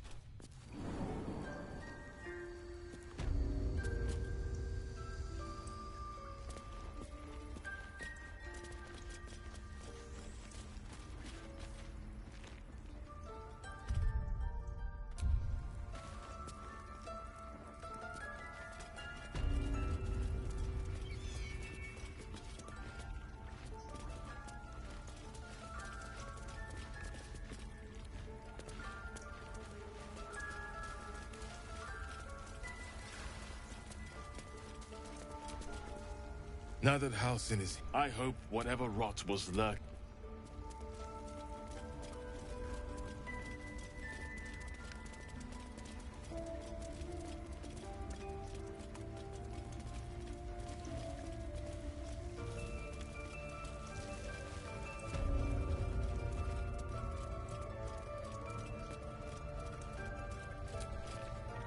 Tempers are rising.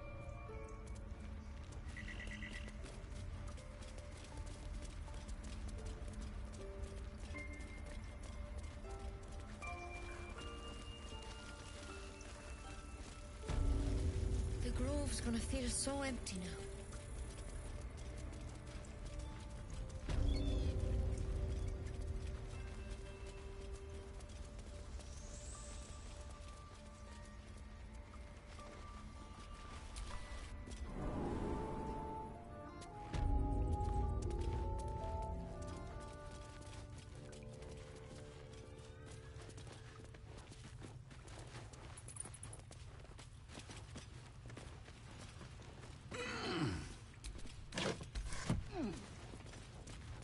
Glowing eyes are rarely a good sign. Best be careful.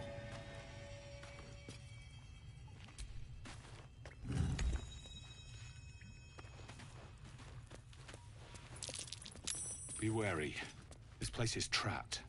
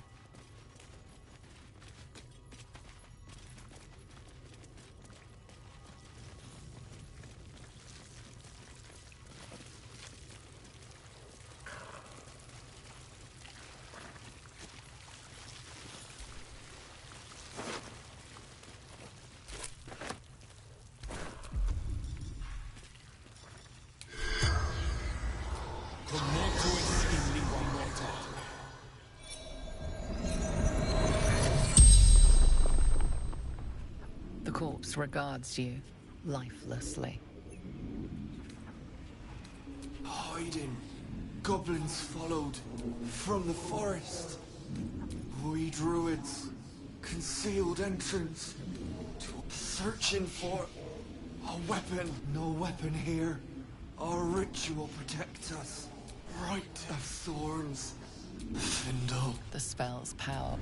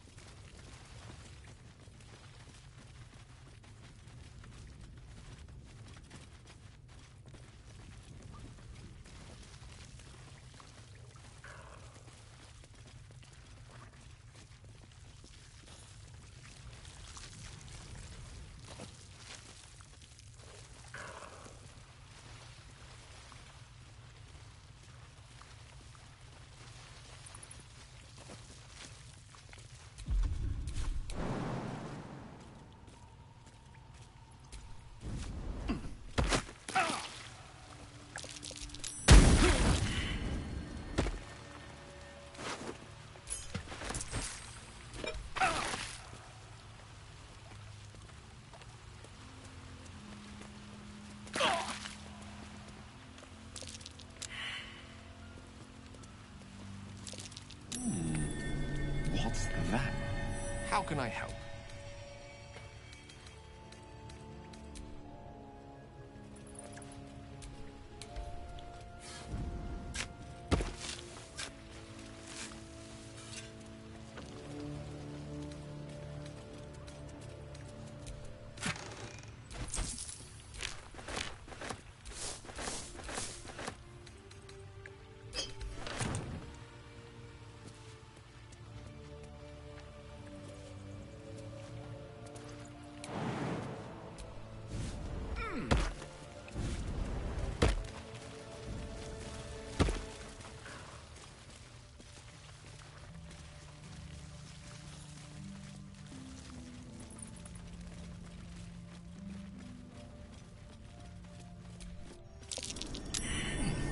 What's that?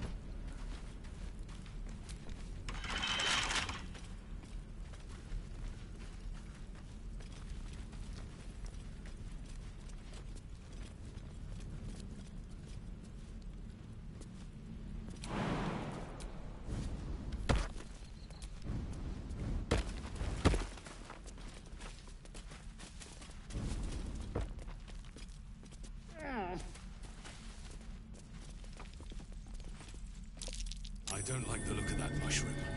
I should stay clear.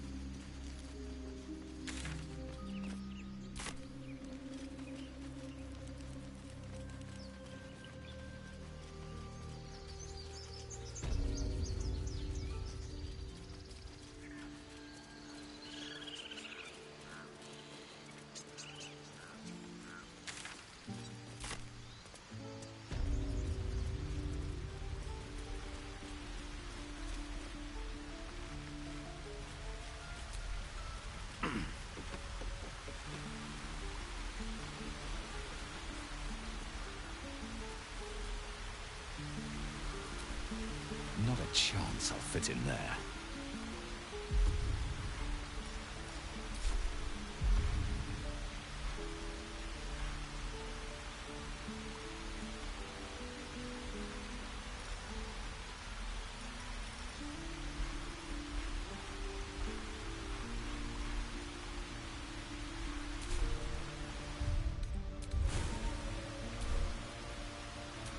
Not a chance I'll fit in there. Speak.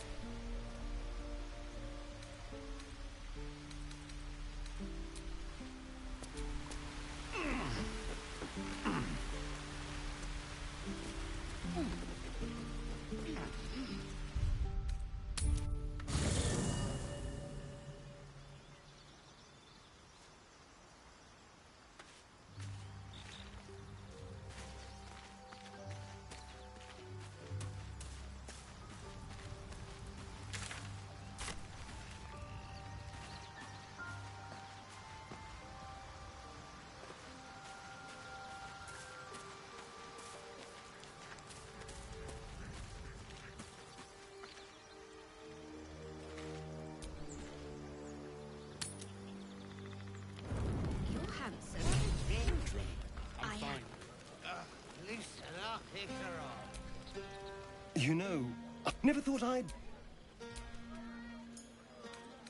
True. Still, I would have liked more for my trouble than a pat on the head and vinegar. But I'll be here.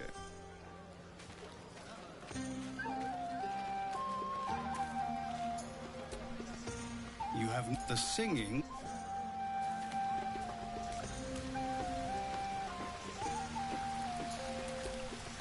You came through for us.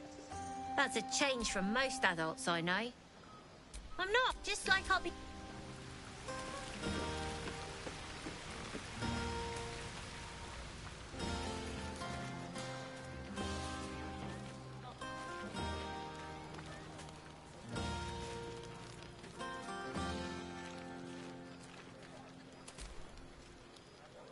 Look at them all. Guzzling poison like we've the right to be happy.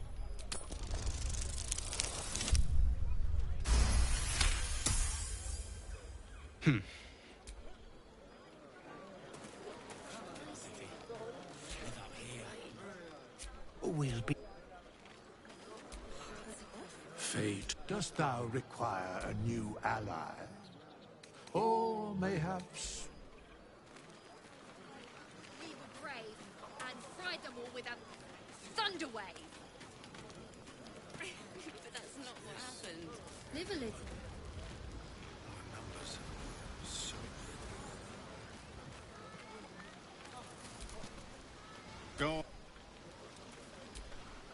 Go on now.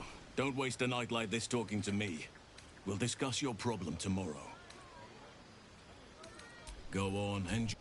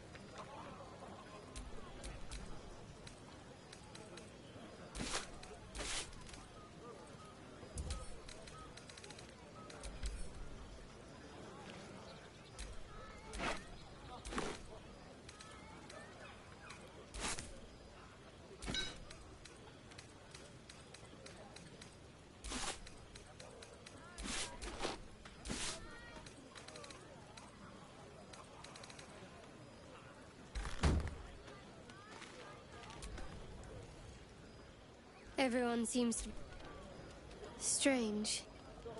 You know who I never thought I'd find myself caring for? Exactly right.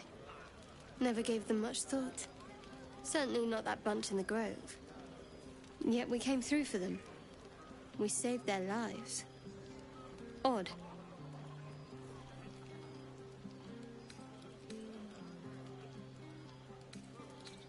That's more easily said by some than others.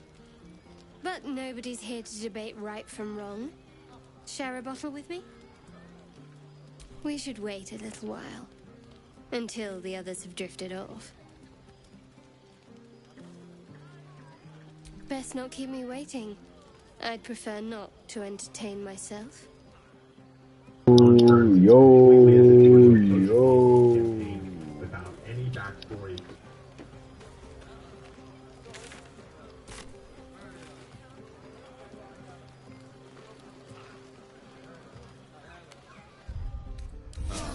Time to get going.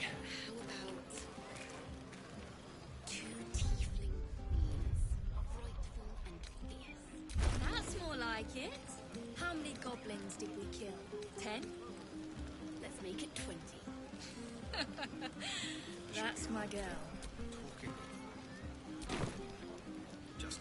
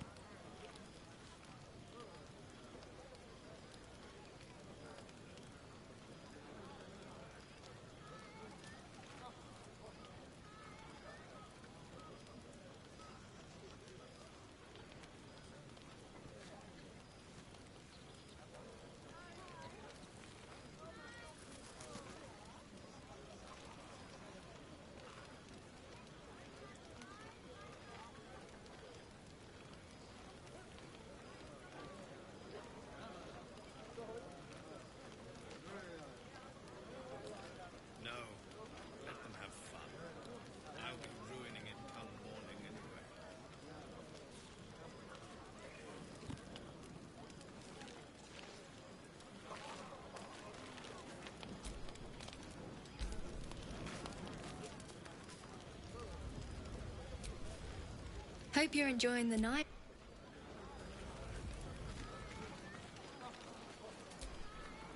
This might be the wine talking, but I need an angle. Any ideas?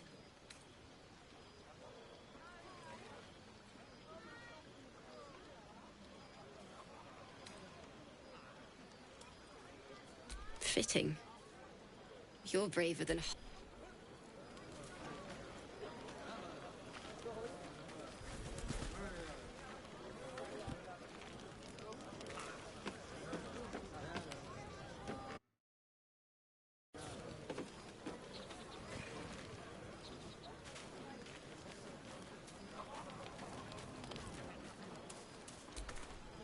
I need to dance!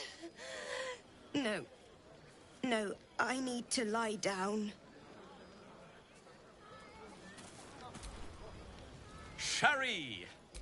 Or possibly turnip.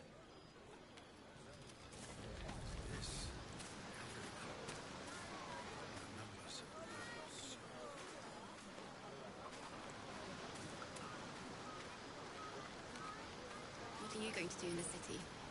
There's always work for a guard. You? I've always wanted to sing at the Elfsong Tavern. If the owner has any sense, they'll hire you on the spot. Go on. The others will kill me if I keep you all to myself.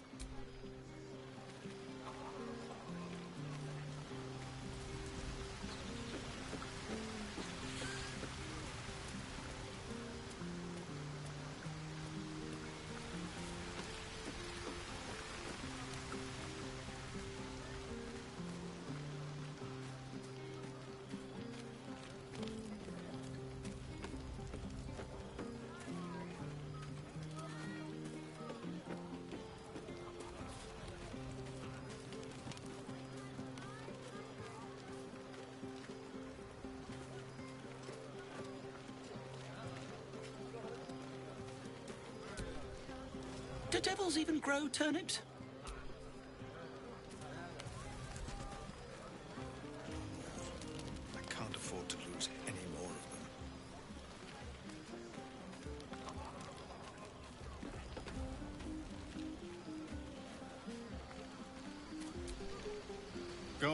do your rounds. But if they hand you something purple, don't drink it. I think they got into Ethel's potions. Enjoy yourself.